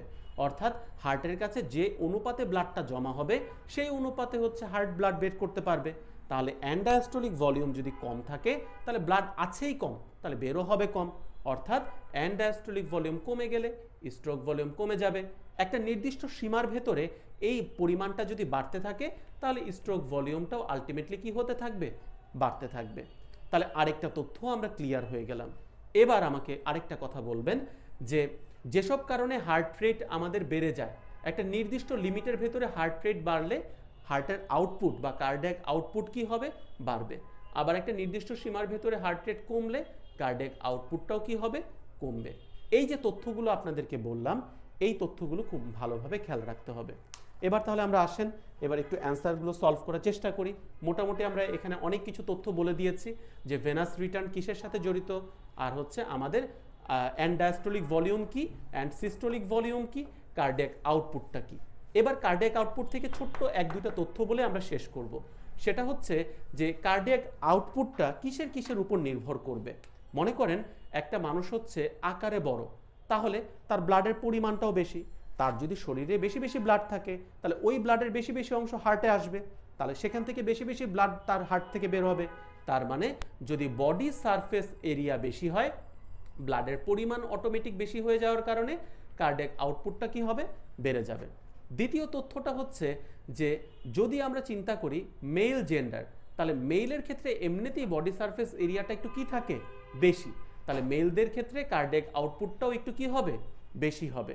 আচ্ছা, ছোট বাচ্চার বডি সারফেস এরিয়া বেশি নাকি বড় বাচ্চার বা বড়দের বেশি? বড়দের বেশি। তাহলে এইজ যত বাড়তে থাকে একটা নির্দিষ্ট পরিমাণ পর্যন্ত বয়স বাড়ার সাথে সাথে তার আয়তন বাড়তে থাকে, তার ফলে বডি সারফেস এরিয়া বেড়ে যায়, অর্থাৎ কার্ডিয়াক আউটপুটটাও বেড়ে যাবে। আবার আরেকটা কথা আমাদের একটু মনে রাখতে হবে যে খাবারের সময় আমরা যখন খেতে থাকি তখন হচ্ছে আমাদের বডির ভেতর মেটাবলিজমটা বেড়ে যায়। তো এই মেটাবলিজম বেড়ে গেলে যেটা হয় সেটা হচ্ছে বডি বেশি বেশি কাজ করতে থাকে। তো কাজ করার সময় তার কার্ডিয়াক আউটপুটটাকে কি করতে হয় বলেন তো? বাড়াতে হবে। তাহলে খাবারের সময় কত পার্সেন্ট পর্যন্ত কার্ডিয়াক আউটপুট বাড়ে? প্রায় 30% পর্যন্ত। আবার যখন আমরা ভয় পাই বা এক্সাইটমেন্ট, মানে ভয় পাই বলছি না, বলবো যে এক্সাইটমেন্টে থাকে, উত্তেজনার ভেতর থাকে, পরীক্ষার রেজাল্ট দিবে বা হচ্ছে একটা মানে খেলা হচ্ছে, তো এই এক্সাইটমেন্টের সময় হার্ট রেট বেড়ে যায়। আর হার্ট রেট যদি বেড়ে যায়, সূত্র কি বলছে? Cardiac output is equal to stroke volume into heart rate. তার মানে হার্ট রেট যদি বেড়ে যায়, যেরকম আমরা পেয়ে থাকি এক্সাইটমেন্টের সময়, উত্তেজনার সময়, তখন কার্ডিয়াক আউটপুটটাও কি হবে? বেড়ে যাবে। কতটুকু পর্যন্ত বাড়ে? 50 থেকে 100% পর্যন্ত কার্ডিয়াক আউটপুট বেড়ে যেতে পারবে। আচ্ছা, আরেকটা ব্যাপার মনে রাখবেন, এটা পরীক্ষায় খুব আসে, ঘুমের সময় সাধারণত কার্ডিয়াক আউটপুটের কোনো চেঞ্জ হয় না, অর্থাৎ স্লিপের সময় কার্ডিয়াক আউটপুটের কোনো তেমন চেঞ্জ হয় না। লাস্ট আরেকটা তথ্য মনে রাখবেন, যদি টেম্পারেচার, বডি টেম্পারেচার অল্প পরিমাণে বাড়ে, এই অল্প পরিমাণ টেম্পারেচার বাড়ার সাথে কার্ডিয়াক আউটপুটের কোনো চেঞ্জ হবে না। তাহলে দুইটি কারণে কার্ডিয়াক আউটপুটের তেমন কোনো চেঞ্জ হয় না। একটা হচ্ছে কি ঘুমন্ত অবস্থা বা স্লিপ, আরেকটা হচ্ছে অল্প পরিমাণ টেম্পারেচার চেঞ্জ। সেই দুটার ক্ষেত্রে কার্ডিয়াক আউটপুটের কোনো চেঞ্জ হবে না। তাহলে এই যে আমরা কথাগুলো বললাম, এগুলো কার সাথে জড়িত? কার্ডিয়াক আউটপুটের সাথে জড়িত। এখন আপনারা লাস্টে একটা কথা বলেন তো দেখি, কারো যদি প্রচুর পরিমাণে ব্লিডিং হতে থাকে তাহলে ব্লাডের পরিমাণ কি বাড়বে নাকি কমবে? কমবে। তার শরীর থেকে যদি ব্লাডই কমে যায় তাহলে হার্টের কাছে ব্লাডও কম আসবে, কম আসলে সেখান থেকে হার্ট বেরও করতে পারবে কম, তাই কার্ডিয়াক আউটপুটটা তখন কি হবে? কমে যাবে। আবার একটা পেশেন্টের এমআই হলো, তাহলে এমআই যদি হয়, মনে করে দেখেন তো দেখি, কারো যদি এমআই হয় তার মানে তার হার্টের, এটা যদি আমরা হার্টের কথা চিন্তা করি, হার্টের মাসেলগুলো খুব উইক হয়ে যায়, একটা জায়গা তখন নষ্ট হয়ে যায়, কাজ করতে পারে না। তাহলে ওই জায়গাটা কি চাপ দিতে পারবে জোরে? পারবে না। তার মানে ফোর্স অফ কন্ট্রাকশনটা তখন কমে যাবে। আর আমরা জানি এই ফোর্স অফ কন্ট্রাকশনটা যদি কমে যায়, চাপের মাত্রা যদি কমে যায়, তাহলে হার্টের থেকে যে পাম্প করার পরে যে ব্লাডটা বের হয়, যাকে আমরা স্ট্রোক ভলিউম বলি, সেটাও কমে যাবে। আর স্ট্রোক ভলিউম যদি কমে যায়, সূত্র কি বলছে, কার্ডিয়াক আউটপুটটাও তখন কি হবে, কমে যাবে। তার মানে বলা যায় কারো এমআই হলে তখন লেফট হার্টের কার্ডিয়াক আউটপুটটা একটু কমে যেতে পারে। আর আরেকটা লাস্ট পয়েন্ট বলে আমরা এখানে শেষ করব, যে কার্ডিয়াক আউটপুট রিলেটেড কথা, সেটা হচ্ছে কারো যদি হচ্ছে মনে করবেন যে মানে হাইপোক্সিয়া হয়, তাহলে হাইপোক্সিয়া মানে কি, তার ব্লাডে অক্সিজেন কম, তাহলে তখন এই অক্সিজেনটা কম থাকার জন্য সে চাইবে যে বারবার বেশি বেশি করে পরিমাণে ওই ব্লাডটাকে সার্কুলেট করে অক্সিজেনের সাপ্লাইটা বাড়াতে। এর জন্য হাইপোক্সিয়ার একটা অন্যতম ব্যাপার হচ্ছে কারো যদি মানে ব্লাডে অক্সিজেন কম থাকে, ওই মুহূর্তটাতে তার হার্ট রেট বেড়ে যায়। আর ওই হার্ট রেটটা যদি বেড়ে যায়, তাহলে অটোমেটিক কার্ডিয়াক আউটপুটটাও কি হবে, বেড়ে যাবে। অনেকগুলো তথ্য আপনাদেরকে বোঝানোর চেষ্টা করলাম, যে অ্যান্ড ডায়াস্টোলিক ভলিউম কি, অ্যান্ড সিস্টোলিক ভলিউম কি, স্ট্রোক ভলিউম কি, কার্ডিয়াক আউটপুট কি, ভেনাস রিটার্ন কি, কোনটা কি কারণে চেঞ্জ হচ্ছে। আমাদের মোটামুটি বেসিক আলোচনাটুকু এতটুকু শেষ হলো। আমরা এবার পরবর্তী কোশ্চেনটাতে যাচ্ছি। চলে আসেন, এর পরবর্তী কোশ্চেনটাতে কি আছে দেখেন। কোশ্চেন যদি আমরা চলে আসি, এগুলো মোটামুটি আমরা আলোচনা করে দিয়েছি। ফিক্স প্রিন্সিপাল পরবর্তীতে আমরা ডিটেলস বলবো, পয়সলিস লটাও এখন বলার প্রয়োজনে, পরবর্তীতে আমরা এটা সম্পর্কে আলোচনা করব। দেখেন কোশ্চেনটা কি ছিল, যে which one of the following statements are true for JVP. আচ্ছা, এর আগের কোশ্চেনটা আমরা একটু মিস করেছি, ওটা একটু বলি, এবার একটু অ্যান্সারটা দেন। Cardiac output depends on peripheral vascular resistance. আচ্ছা, এই কথাটা একটু মিস হয়ে গিয়েছে বলে বলি, পেরিফেরাল ভাস্কুলার রেজিস্ট্যান্স বা টিপিআর, টোটাল পেরিফেরাল রেজিস্ট্যান্স, ব্যাপারটা কি আসলে? যদি এটা হয় হার্ট, তাহলে এই হার্ট থেকে যে ব্লাডটা বের হলো, বের হওয়ার পরে অনেকগুলো ব্লাড ভেসেলের মধ্য দিয়ে যাবে। প্রথমে মোটা আর্টারি বা অ্যাওর্টা, তারপরে আর্টারি, তারপর আরও চিকন আর্টারি বা যেটাকে বলা হয় আর্টেরিওল। মনে রাখবেন, এই আর্টেরিওলের প্রাচীরে প্রচুর পরিমাণে স্মুথ মাসেল থাকে, যারা আর্টেরিওলটাকে সবসময় একটা সংকুচিত অবস্থায় রাখতে কাজ করে। তাহলে চিকন নলের মধ্য দিয়ে চাপের পরিমাণ কি হবে, বেশি হবে। আর এই চাপটা বেশি থাকার কারণে ব্লাডটা যাওয়ার সময় একটা বাধার সৃষ্টি করবে, আর এই বাধাটাকেই বলা হয় পেরিফেরাল রেজিস্ট্যান্স। এরকম তো আর্টারিওল একটা না, অনেকগুলো, তাই সবগুলো আর্টারিওলের ভেতরে একত্রে যে রেজিস্ট্যান্সটা পাওয়া যায়, তার নামই হচ্ছে টোটাল পেরিফেরাল রেজিস্ট্যান্স। এখন আপনারাই বলেন, এখানে যদি চাপ বেশি থাকে, এখানে যদি চাপ বেশি থাকে, তাহলে তো ব্লাড তো সহজে আসতে দিবে না, ওই চাপকে বাধা দিয়ে তারপর আসতে হবে। তাহলে কার্ডিয়াক আউটপুট তখন অটোমেটিক কি হবে, কমে যাবে। তার মানে যদি কোনো কারণে এই সব চিকন রক্তনালী, যেগুলোকে আমরা আর্টারিওল বলছি, এগুলোতে রেজিস্ট্যান্স বা চাপ বেড়ে যায়, রেজিস্ট্যান্সের পরিমাণ বেড়ে যায়, ভেসেলগুলো খুব সংকুচিত হয়ে থাকে, তাহলে যে অতিরিক্ত প্রেশারের সৃষ্টি হলো, সেই প্রেশারকে উপেক্ষা করে বেশি বেশি ব্লাড আর আসতে পারবে না হার্ট থেকে, অর্থাৎ কার্ডিয়াক আউটপুট তখন কি হয়ে যাবে, কমে যাবে। অর্থাৎ টোটাল পেরিফেরাল রেজিস্ট্যান্স যত বাড়বে, কার্ডিয়াক আউটপুট তত কি হবে, কমবে। এতটুকু বুঝাতে পারছি। আর ব্লাড প্রেশারটা কি জিনিস এখানে একটু বলে ফেলি। ব্লাড প্রেশারটা হচ্ছে এই যে কার্ডিয়াক আউটপুট হার্ট থেকে হয়, সেটার সাথে এই টোটাল পেরিফেরাল রেজিস্ট্যান্সটাকে গুণ দিলে যে পরিমাপটা আমরা পাবো, সেটাই হচ্ছে ব্লাড প্রেশার।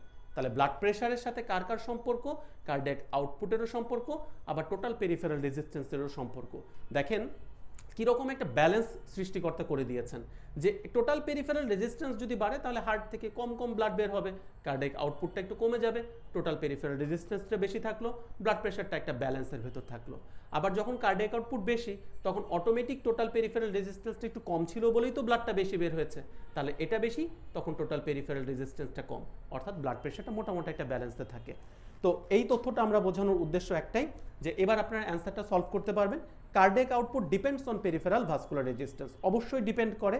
দ্বিতীয়টা ছিল stroke volume and cardiac output is same. আসল কথা তো স্ট্রোক ভলিউম আর কার্ডিয়াক আউটপুট সেম না। কার্ডিয়াক আউটপুটের সূত্রটা ছিল হচ্ছে স্ট্রোক ভলিউমের সাথে হার্ট রেট গুণ করতে হবে, তাহলে অবশ্যই হার্ট রেটের একটা সাথে সম্পর্ক ছিল, দুইটা এক জিনিস না।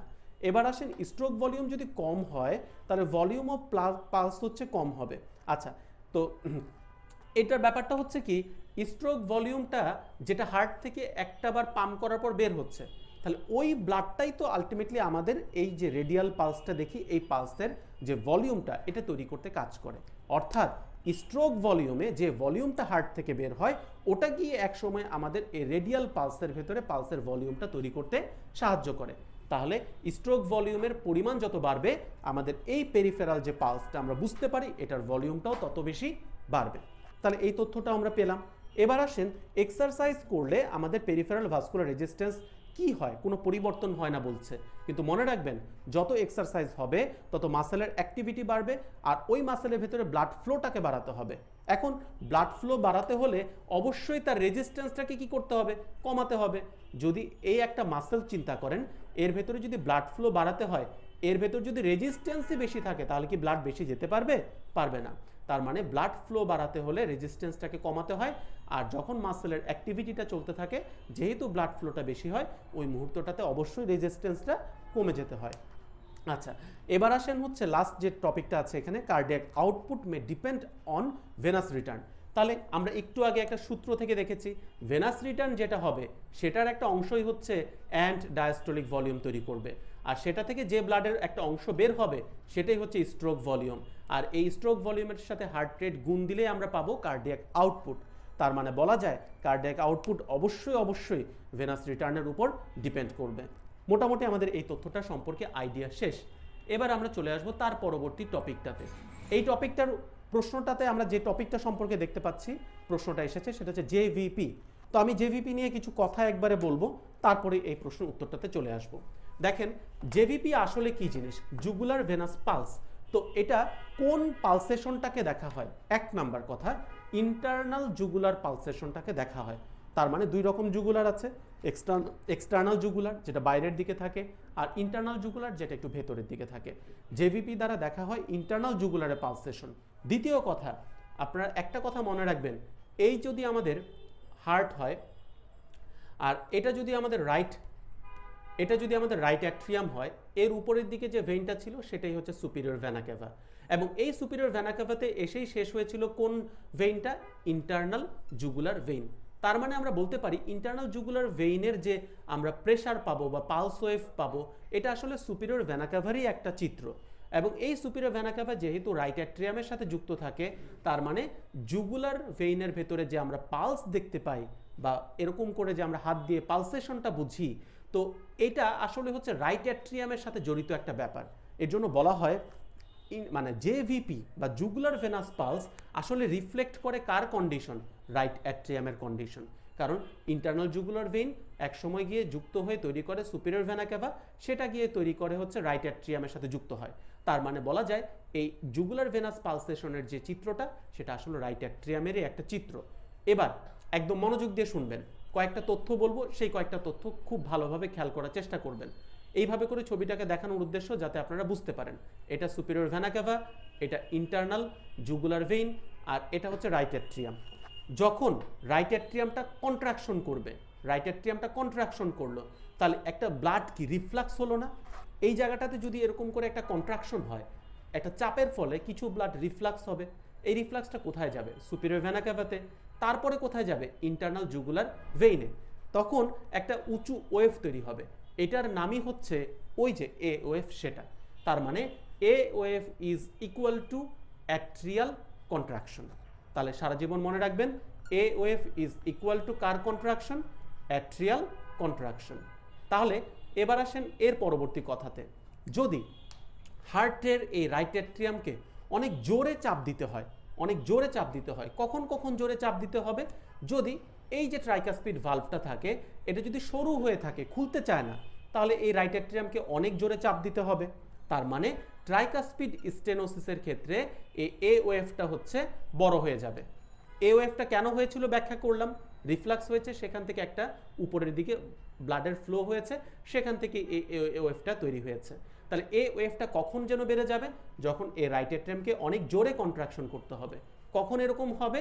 যদি দেখা যায় এই ট্রাইকাসপিড ভালভটা বন্ধ হয়ে থাকে, খুলতে চায় না সহজে, অর্থাৎ ট্রাইকাসপিড স্টেনোসিস। আরেকটা কারণেও এটা হতে পারে, সেটা হচ্ছে এই যে এখান থেকে পালমোনারি যে আমাদের একটা আর্টারি তৈরি হয়, তো এই পালমোনারি আর্টারির গোড়াতে তো একটা ভালভ রয়েছে, পালমোনারি ভালভ। তো এটাও যদি কোনো কারণে খুলতে না চায় তাহলে তো রাইট অ্যাট্রিয়ামটাকে আরও জোরে চাপ দিতে হচ্ছে। কেন? কারণ রাইট ভেন্ট্রিকলে তখন ব্লাড দ্বারা ভর্তি, সেটা আর বেরোতে পারে না, পালমোনারি ভালভ হচ্ছে একদম সরু হয়ে আছে, তাই রাইট অ্যাট্রিয়ামকে অনেক জোরে চাপ দিতে হবে। ওই অবস্থাতেও কি হবে? এওএফটা বেড়ে যাবে। তাহলে এওএফটা বেড়ে যাবে কোন কোন কন্ডিশনে? Tricuspid stenosis, pulmonary stenosis. তাহলে এই কয়েকটা কথা মাথায় রাখবেন। এবার আসেন যে এই ওয়েভটা আরও বেশি বড় হতে পারে, অর্থাৎ অনেক লম্বা হয়ে যেতে পারে, তখন এটার নাম হয় ক্যানন ওয়েভ। তখন এটার নামটা কি হয়? Canon wave. আর এই ক্যানন ওয়েভটা কখন হবে? যদি রাইট অ্যাট্রিয়াম কন্ট্রাক্ট করছে কিন্তু ততক্ষণে ভালভ তো খুলেই নাই, একেবারে ট্রাইকাসপিড ভালভটা বন্ধ হয়ে আছে। আগেরটাতে ট্রাইকাসপিড ভালভটা সরু ছিল, এবার বন্ধই হয়ে আছে, অর্থাৎ রাইট অ্যাট্রিয়ামের সাথে রাইট ভেন্ট্রিকলের কোনো সংযোগ নাই, কোনো সমন্বয় নাই। Right ventricle right atrium contract করতেছে কিন্তু রাইট ভেন্ট্রিকল খোলার কোনো নামগন্ধ নাই, কারণ ট্রাইকাসপিড ভালভ সেই মুহূর্তে বন্ধ অবস্থায় আছে। তো এইরকম একটা সমন্বয়হীনতা তৈরি হয় যে কন্ডিশনে, তার নাম হচ্ছে কমপ্লিট হার্ট ব্লক। তার মানে কমপ্লিট হার্ট ব্লক যখন হবে তখন রাইট অ্যাট্রিয়াম কন্ট্রাক্ট করবে কার বিপরীতে? একটা বন্ধ ট্রাইকাসপিড ভালভের বিপরীতে, যার কারণে তখন ব্লাড এক ফোঁটাও না যেতে পারার কারণে অনেক বড় একটা রিফ্লাক্স হবে, যার কারণে অনেক উঁচু একটা এওএফ তৈরি হবে, যার নাম হচ্ছে ক্যানন ওয়েভ। তাহলে ক্যানন ওয়েভ জেভিপি আমরা কোথায় পাবো? কমপ্লিট হার্ট ব্লকে। এবার আসেন আরেকটা কন্ডিশন আমি একটু বলছি, সেটা হচ্ছে যে এই এওএফটা খুঁজেই পেলাম না। কখন খুঁজে পেলাম না? রাইট অ্যাট্রিয়াম এমন কমভাবে সংকুচিত হচ্ছে যেটাকে পাত্তাই দেওয়া যাচ্ছে না, মানে এলোমেলো সংকোচন হচ্ছে, খুব ধীরে এরকম এরকম করে কাঁপতেছে। তাহলে এই রকম রাইট অ্যাট্রিয়ামের অনিয়ন্ত্রিত অল্প অল্প কম্পন কখন হয়? যখন অ্যাট্রিয়াল ফিব্রিলেশন হয়। অ্যাট্রিয়াল ফিব্রিলেশনে অ্যাট্রিয়ামের সংকোচনটা এতটাই মানে দুর্বল হয় যেটা কোনো ওয়েভই তৈরি করতে পারে না, ফলে তখন এই ওয়েভটা আমরা আর পাবো না। তাহলে অ্যাবসেন্ট এ ওয়েভ, এটার একটা গুরুত্বপূর্ণ কজ হচ্ছে কি? Atrial fibrillation. এবার আসেন আরেকটা পয়েন্টে, সেটা হচ্ছে যে ভি ওয়েভ, মানে এই এ ওয়েভের পরের যে ওয়েভটা, এটাকে আমরা বলতেছি সি ওয়েভ। এটা কখন হচ্ছে? এই এ ওয়েভের কারণটা একটু মনে করিয়ে দিয়ে আরেকবার। এ ওয়েভটা তৈরি হয়েছিল যখন অ্যাট্রিয়ামটা কন্ট্রাকশন হয়েছিল। তাহলে এই অ্যাট্রিয়ামটা কন্ট্রাকশন হওয়ার পরে এই ভালভটা তখন খোলা থাকা দরকার, খোলা ছিল, কিন্তু এরপরে তো এই ভালভটা বন্ধ হবে। অ্যাট্রিয়াম কন্ট্রাক্ট করলো, উপর থেকে ব্লাডটা নিচে গেল, এই অবস্থায় ট্রাইকাসপিড ভালভটা স্বাভাবিক অবস্থায় খোলা ছিল। এরপরে এই ট্রাইকাসপিড ভালভটা বন্ধ হবে, বন্ধ হলে এই ভালভটা এভাবে বন্ধ হবে উপরের দিকে। তাহলে এই উপরের দিকে বন্ধ হওয়ার কারণে আরেকটা রিফ্লাক্স হবে। তো এই রিফ্লাক্সটা হওয়ার কারণে নতুন আরেকটা ওয়েভ হবে, তার নামটা হচ্ছে সি ওয়েভ। তার মানে C wave is equal to closure of the tricuspid valve. Closure of the কি ভালভ? Tricuspid valve. অবজেক্টিভে আসলে এটা মনে রাখার চেষ্টা করবেন। এরপরে যেটা হলো, এরপরে একটা নিচের দিকের ওয়েভ তৈরি হলো, যেটাকে আমরা বলে থাকি এক্স ডিসেন্ট। এক্স ডিসেন্ট এটা কেন হয়? মনে রাখবেন, ব্লাডটা তো এখন অ্যাট্রিয়াম থেকে ভেন্ট্রিকলে, ওই যে বললাম এ ওয়েভ হয়েছে অ্যাট্রিয়াম কন্ট্রাকশনের কারণে, এরপরে তখন ভালভটা খোলা ছিল, এরপরে সি ওয়েভের সময় গিয়ে ভালভটা বন্ধ হয়ে গেল। এবার ব্লাডটা আছে কোথায়? ভেন্ট্রিকলের ভেতরে। এই ভেন্ট্রিকলটা এবার ব্লাডটাকে হচ্ছে পাঠিয়ে দিবে কোথায়? পালমোনারি আর্টারির কাছে। তাহলে এই সময়টাতে ব্লাডের পরিমাণ হচ্ছে কোথায় কমে যাচ্ছে? ভেন্ট্রিকলে। আর অ্যাট্রিয়ামে তো আগে থেকেই কমে গিয়েছে, ফলে ব্লাডটা তখন যে আগে উপরের দিকে যাওয়ার কথা সেটা না গিয়ে এখন আমরা এই ব্লাডগুলোকে কোথায় ভর্তি হতে দেখব? অ্যাট্রিয়ামে ভর্তি হতে দেখব, কারণ এখন তো অ্যাট্রিয়াম খালি, তার কাছে তো ব্লাড আসতে হবে। তাহলে এই উপরের জায়গাতে আগে ছিল ব্লাডটা ধাক্কা খেয়ে বেড়েছিল, এবার তো তাকে ব্লাডটা নিচের দিকে এসে এই রাইট অ্যাট্রিয়ামকে ভর্তি করতে হচ্ছে, যার ফলে এই ওয়েভটা আমরা এবার নিচের দিকে পাবো। অর্থাৎ যখন ইন্টারনাল জুগুলার ভেইন থেকে ব্লাড সুপিরিয়র ভেনা ক্যাভা এবং রাইট অ্যাট্রিয়ামে আসতে হয়, কখন আসতে হয়? যখন রাইট ভেন্ট্রিকলে ব্লাড চলে আসে, রাইট অ্যাট্রিয়াম খালি হয়ে যায়, তখন এই ব্লাডটাকে নিচের দিকে যেতে হয়। আর এই সময়টাতেই জেভিপিতে একটা নিচের দিকের ওয়েভ পাওয়া যায়, যার নাম হচ্ছে এক্স ডিসেন্ট। তাহলে এক্স ডিসেন্ট আমরা কখন পাচ্ছি? যখন অ্যাট্রিয়ামটা ভর্তি হচ্ছে এবং ভেন্ট্রিকলটা সিস্টল হচ্ছে। আচ্ছা, এখন ভর্তি হতে হতে একটা নির্দিষ্ট পর্যায়ে চলে আসলো। পর্যায়ে চলে আসলে কি হবে? আবার ব্লাডটা এখন উপরের দিকে ধাক্কা দিবে, অর্থাৎ অ্যাট্রিয়াল ডায়াস্ট্রল যখন খুব ভালো পরিমাণ হয়ে যাবে তখন অ্যাট্রিয়ামটা ডায়ালটেশন হওয়া শুরু করবে, আর এই অবস্থায় কিছু প্রেশার তখন আবার উপরের দিকে ফিল হবে। এটার নামই হচ্ছে ভি ওয়েভ। তার মানে ভি ওয়েভ হচ্ছে কিসের ওয়েভ? এই যে রাইট অ্যাট্রিয়ামের ভেতর ব্লাডটা জমা হলো, এই জমা হওয়ার পর যখন পর্যাপ্ত পরিমাণ জমা হলো, সেটা গিয়ে উপরের দিকে আবার একটা ধাক্কা দিবে, সেটার নামই হচ্ছে ভি ওয়েভ। তার মানে V wave is equal to atrial dilatation. Atrial কি বলেন তো দেখি? ডায়ালেটেশন। আচ্ছা, তার মানে আমরা এতটুকু বুঝতে পারলাম, এই অ্যাট্রিয়ামের যখন ডায়ালেটেশন হচ্ছে, ব্লাডটা ভর্তি হয়ে হয়ে একটা নির্দিষ্ট পর্যায়ে চলে এসেছে, তখন উপরের দিকে আবার একটা ধাক্কা দিবে, তার নামটাই হচ্ছে ভি ওয়েভ। সবশেষে আমরা যে ওয়েভটা পাই সেটার নাম হচ্ছে ওয়াই ডিসেন্ট। তার নামটা হচ্ছে কি ডিসেন্ট বলেন তো? Y descent. তো এই ওয়াই ডিসেন্টটা কেন হচ্ছে?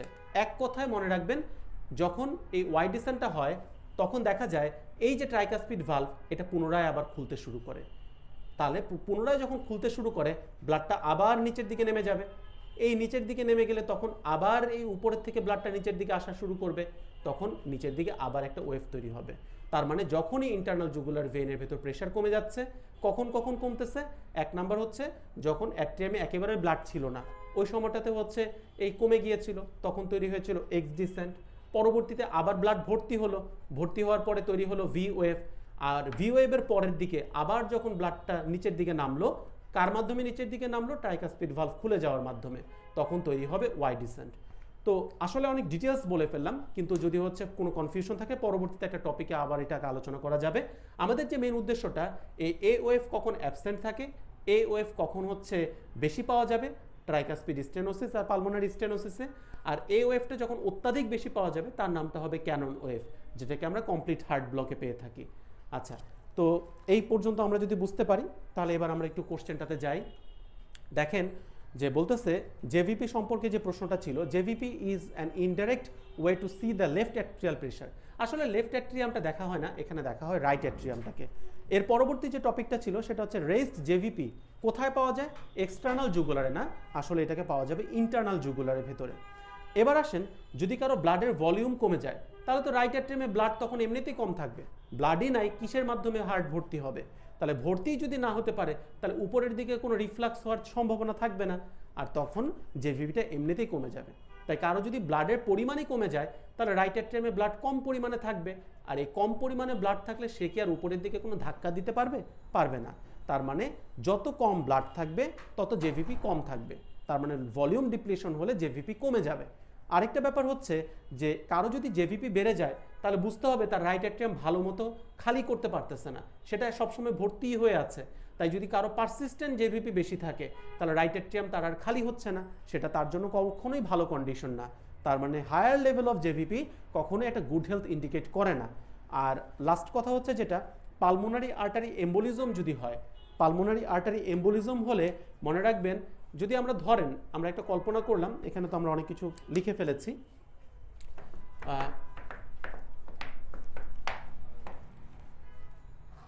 মনে করেন আমরা একটা সহজভাবে যেটা চিন্তা করলাম যে এটা হচ্ছে হার্ট, তো এখান থেকে হচ্ছে আমরা এই রাইট ভেন্ট্রিকল পাচ্ছি, সেখান থেকে আমরা পাচ্ছি হচ্ছে পালমোনারি আর্টারি। তো এই পালমোনারি আর্টারিতে কল্পনা করেন একটা এম্বোলিজম আছে, তাহলে সেটা তো আর ঠিক মতো ব্লাড বেরোতে পারবে না এর থেকে তো আর রাইট লাং আর লেফট লাংয়ের মধ্যে কোনো ব্লাড যাবে না। তাহলে এই ব্লাডগুলো কোথায় জমা হবে?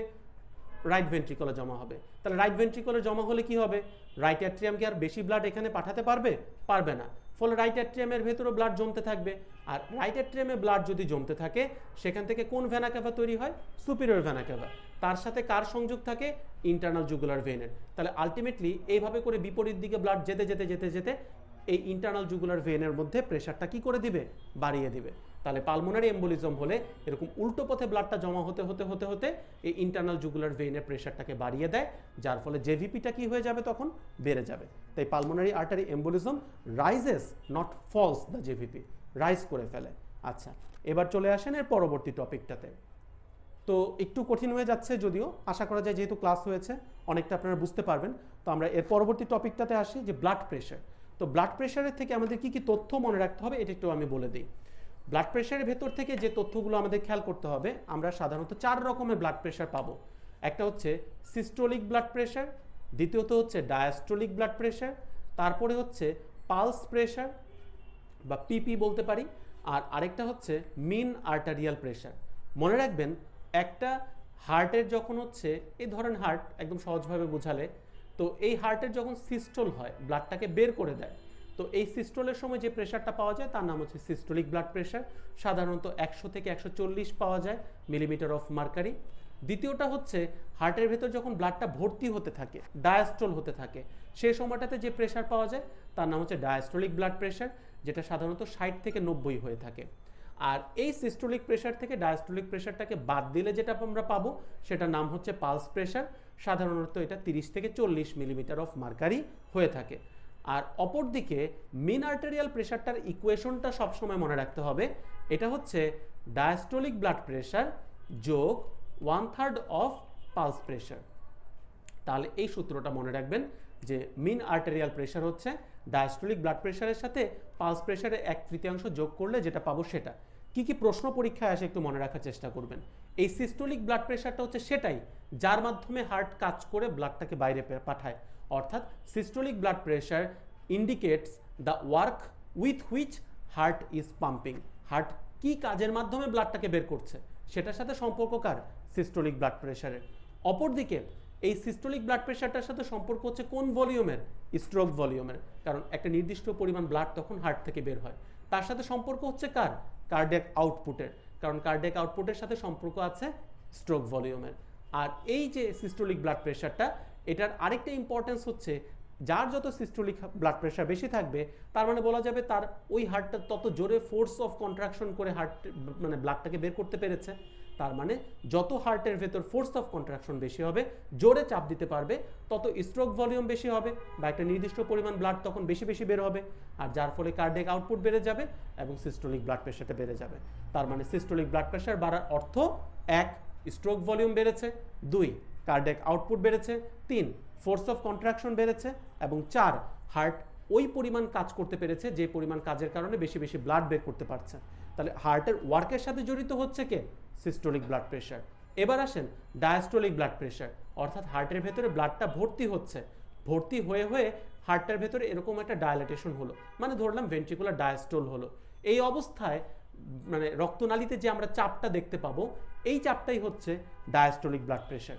তাহলে বলা যায় কি হার্টের ভেতর কখন যেন ডায়াস্টোলটা হয়? যখন হার্টের ব্লাডটা ঢোকে, ব্লাডটাকে ঢোকার যে প্রক্রিয়া তাকে যেন কি রিটার্ন বলে? Venous return. আর কার থেকে যেন এই ব্লাডটা আসে? শরীরে বিভিন্ন রক্তনালী থেকে। তার মানে কি বলা যায়, কারো যদি পেরিফেরাল রেজিস্ট্যান্সটা বেশি হয়, মনে করার চেষ্টা করেন, আমি একটা ছোট্ট ছবি দ্বারা আরেকটু বোঝানোর চেষ্টা করি। এটা একটা হার্ট, এখানে ধরেন হচ্ছে একটা আর্টারি আছে। কারো যদি এই মানে রক্তনালীর ভেতরে বা এই আর্টারির ভেতরে রেজিস্ট্যান্স বেড়ে যায়, টোটাল পেরিফেরাল রেজিস্ট্যান্স, এটা যদি বেড়ে যায় তাহলে হার্ট কি সহজে ব্লাড বের করতে পারবে? পারবে না। না পারলে কি হবে? হার্টের ভেতরে ব্লাডটা জমতে থাকবে, অর্থাৎ ডায়াস্টলের অবস্থাটাতে আমরা চিন্তা করতে পারি। তাহলে সেই অবস্থায় প্রেশারটা কি হবে? বেড়ে যাবে। অর্থাৎ বলা যায় কারো যদি টোটাল পেরিফেরাল রেজিস্ট্যান্সটা বেড়ে যায় তাহলে হার্ট থেকে ব্লাড বের করাটা কঠিন হয়ে যাবে, ফলে হার্টের ভেতর ব্লাড জমতে থাকবে। ওই অবস্থাটাতে যে প্রেশারটা আমরা পাই তার নাম হচ্ছে ডায়াস্টোলিক ব্লাড প্রেশার। তাহলে ডায়াস্টোলের সময় যে ব্লাড প্রেশারটা পাচ্ছি এটা অবশ্যই তখন বেড়ে যাবে, কারণ হার্ট থেকে তো ব্লাড কম কম বেরোচ্ছে। তখন কখন কম কম বেরোচ্ছে? যখন রক্তনালীতে রেজিস্ট্যান্সটা বেশি। তাহলে বলা যায় diastolic blood pressure is related to peripheral resistance. এটা আমরা বুঝতে পারছি। আর কারো যদি ডায়াস্টোলিক প্রেশার এভাবে বাড়তেই থাকে তাহলে তো একসময় বোঝা যাচ্ছে হার্ট আর কাজই করতে পারছে না, হার্টের ব্লাডই বের করতে পারছে না, তার মানে হার্ট ফেলিওর হচ্ছে। অর্থাৎ হার্ট ফেলিওরের সাথে জড়িত হচ্ছে কোন ব্লাড প্রেশার?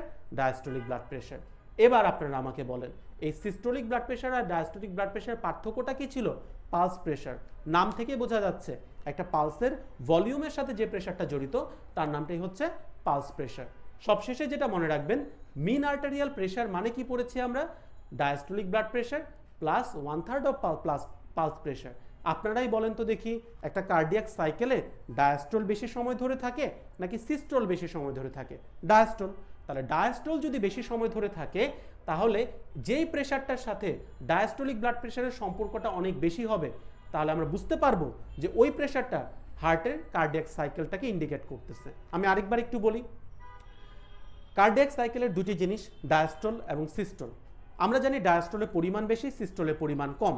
তাহলে যদি কোনো ব্লাড প্রেশার এমন হয় যেটার সাথে কার্ডিয়াক সাইকেলের ডায়াস্টোলটা জড়িত বেশি থাকবে, সেটার সাথে কি আমরা বলতে পারি না যে ওই প্রেশারটা কার্ডিয়াক সাইকেলের সাথে জড়িত? অর্থাৎ কার্ডিয়াক সাইকেলে যেহেতু ডায়াস্টোলটা বেশি সময় ধরে থাকে আর মিন আর্টেরিয়াল প্রেশারে যেহেতু ডায়াস্টোলটাকে মেন বিষয় হিসাবে চিন্তা করা হয়, তাহলে বলা যেতে পারে উল্টোভাবে মিন আর্টেরিয়াল প্রেশার আসলে কার সাথে জড়িত? কার্ডিয়াক সাইকেলের সাথে জড়িত। বলা হয় একটা কার্ডিয়াক সাইকেল পুরোটা সময় জুড়ে যে প্রেশারটা থাকে ওই প্রেশারটাই আমরা প্রকাশ করে থাকি মিন আর্টেরিয়াল প্রেশার দ্বারা। অর্থাৎ একটা কার্ডিয়াক সাইকেলে পুরোটা সময় জুড়ে যে প্রেশারটা রক্তনালীতে আমরা পেয়ে থাকি সেটাকে প্রকাশ করা হয় হচ্ছে কি প্রেশার? মিন আর্টেরিয়াল প্রেশার। তাহলে এই তথ্যগুলো যদি আমরা বুঝতে পারি তাহলে আমরা অ্যান্সারটা করতে পারবো। দেখেন, systolic blood pressure is the highest blood pressure. এই সংখ্যাগুলো থেকে বুঝতে পারছি সিস্টোলিক ব্লাড প্রেশারটা হাইয়েস্ট। দ্বিতীয়টা কি ছিল? Isolated systolic hypertension is common in children. এই তথ্যটা আমরা সবাই মোটামুটি জানি যে শুধুমাত্র সিস্টোলিক ব্লাড প্রেশার কাদের বেশি থাকে? যাদের এইজ হচ্ছে বেশি, এল্ডারলি পার্সন তাদের। তৃতীয় প্রশ্নটা ছিল যে পালস প্রেশারের সূত্রটা কি? আমরা বলেই দিয়েছি সিস্টোলিক ব্লাড প্রেশার থেকে ডায়াস্টোলিক ব্লাড প্রেশার বাদ দিলে যেটা থাকবে সেটা হচ্ছে পালস প্রেশার। তাহলে আরেকটা প্রশ্ন আসে, দেখেন, mean pressure is the important for tissue perfusion. বলেছি একটা কথা যে কার্ডিয়াক সাইকেলের পুরোটা সময় জুড়ে যে প্রেশারটা মূলত বিভিন্ন ব্লাড ভেসেলে পাওয়া যায় সেটাই হচ্ছে মিন আর্টেরিয়াল প্রেশার। তাহলে ওই প্রেশারটাই তখন কাজ করবে বিভিন্ন টিস্যুতে অক্সিজেন পৌঁছাতে এবং গ্লুকোজ পৌঁছাতে। তার মানে টিস্যু পারফিউশনের সাথে আসলেই জড়িত কে? মিন আর্টেরিয়াল প্রেশার। আরেকটা বিষয় হচ্ছে যে ডায়াস্টোলিক প্রেশার যত বাড়তে থাকবে, একটু আগেই দেখালাম, যদি ডায়াস্টোলিক প্রেশার বাড়তেই থাকে তার মানে প্রকাশ পায় হার্ট আর ব্লাড তেমন বেরি করতে পারছে না, অর্থাৎ হার্টটা ফেইলিওরের দিকে যাচ্ছে। তাহলে বোঝাই যায় যে ডায়াস্টোলিক প্রেশার যদি বেড়ে যায় হার্ট আসলেই ফেইলিওরের দিকে যাচ্ছে। মোটামুটি এটা আমরা বুঝলাম। কার্ডিয়াক আউটপুট যেহেতু আমরা আগে আলোচনা করেছি, এই অ্যান্সারটা দিতে পারার কথা। Cardiac output depends on body surface area. আমরা জানি বডি সারফেস এরিয়া যত বাড়বে কার্ডিয়াক আউটপুটও তত বাড়বে। এবার আসেন দ্বিতীয় প্রশ্নটা। Right ventricular output is half of the total left ventricular output. আমরা মানে এই তথ্যটা একদম মোটামুটি সহজ যে রাইট ভেন্ট্রিকুলার যে আউটপুট হবে লেফট ভেন্ট্রিকুলার আউটপুট কিন্তু সেম হবে। তার মানে এখানে কিন্তু হাফ হওয়ার কোনো সুযোগ নেই। এবার আসেন তৃতীয়টা, যেটা cardiac output increases in sleep. আমি বলেছিলাম দুইটি কারণে কার্ডিয়াক আউটপুটে কোনো চেঞ্জ হবে না, একটা স্লিপ আর একটা হচ্ছে মডারেট চেঞ্জ অফ টেম্পারেচার। তাহলে বডি টেম্পারেচারে যদি মডারেট চেঞ্জ হয় অথবা যদি স্লিপ হয় ওই অবস্থায় কার্ডিয়াক আউটপুটে কোনো চেঞ্জ হবে না। Cardiac output is high in atrial fibrillation. বলেছি কার্ডিয়াক আউটপুটের সূত্রটা কি ছিল? Cardiac output is equal to stroke volume into heart rate. এই হার্ট রেটটা কিন্তু এমন না যে বাড়তেই থাকবে। একটা নির্দিষ্ট সীমার ভেতরে যদি হার্ট রেট বাড়ে তাহলে কার্ডিয়াক আউটপুট বাড়বে। কিন্তু অ্যাট্রিয়াল ফিব্রিলেশনের ব্যাপারটা এরকম হয় যেখানে হার্ট রেট এত অত্যাধিক মাত্রায় বেড়ে যায় যে আসলে ডায়াস্টোল হওয়ার জন্য ব্লাডই থাকে না। আগে তো ব্লাড ভর্তি হতে হবে, তারপরে তো ব্লাড বের হবে। কিন্তু হার্ট রেট যদি অত্যাধিক মাত্রায় বেশি হয়ে যায়, কিসের কি, তখন তো ব্লাড ভর্তি হওয়ার সুযোগ পায় না। তো এই রকম অত্যাধিক ব্লাড মানে হার্ট রেট বেড়ে গেলে যেমন অ্যাট্রিয়াল ফিব্রিলেশনে হয়, সেই অবস্থায় হার্ট রেট মানে যে কার্ডিয়াক আউটপুট বাড়ার পরিবর্তে উল্টো হচ্ছে, তখন কমতে থাকে, কারণ ব্লাডটা হার্টে ভর্তি হওয়ার সুযোগ পায় না। এবার আসেন এর পরবর্তী তথ্যটা, সেটা হচ্ছে কার্ডিয়াক আউটপুটের সূত্রটা কি ছিল? সূত্রটা ছিল স্ট্রোক ভলিউমের সাথে আমাদের হার্ট রেটটাকে গুণ করতে হবে, কিন্তু এখানে তো আমাদের ওই উত্তরটা দেয় নাই। তাহলে এই উত্তরটা হবে ফলস, স্ট্রোক ভলিউমের সাথে গুণন হবে হার্ট রেটের। চলে আসেন এর পরবর্তী প্রশ্ন, ব্লাড ফ্লো ইনক্রিজেস। আচ্ছা, এটাকে একটা ছোট্ট সূত্র দ্বারাই আমরা বলতে পারি। এই সূত্রটার দিকে তাকাবেন, তার আগে আমাদের একটু বোর্ডের দিকে তাকান।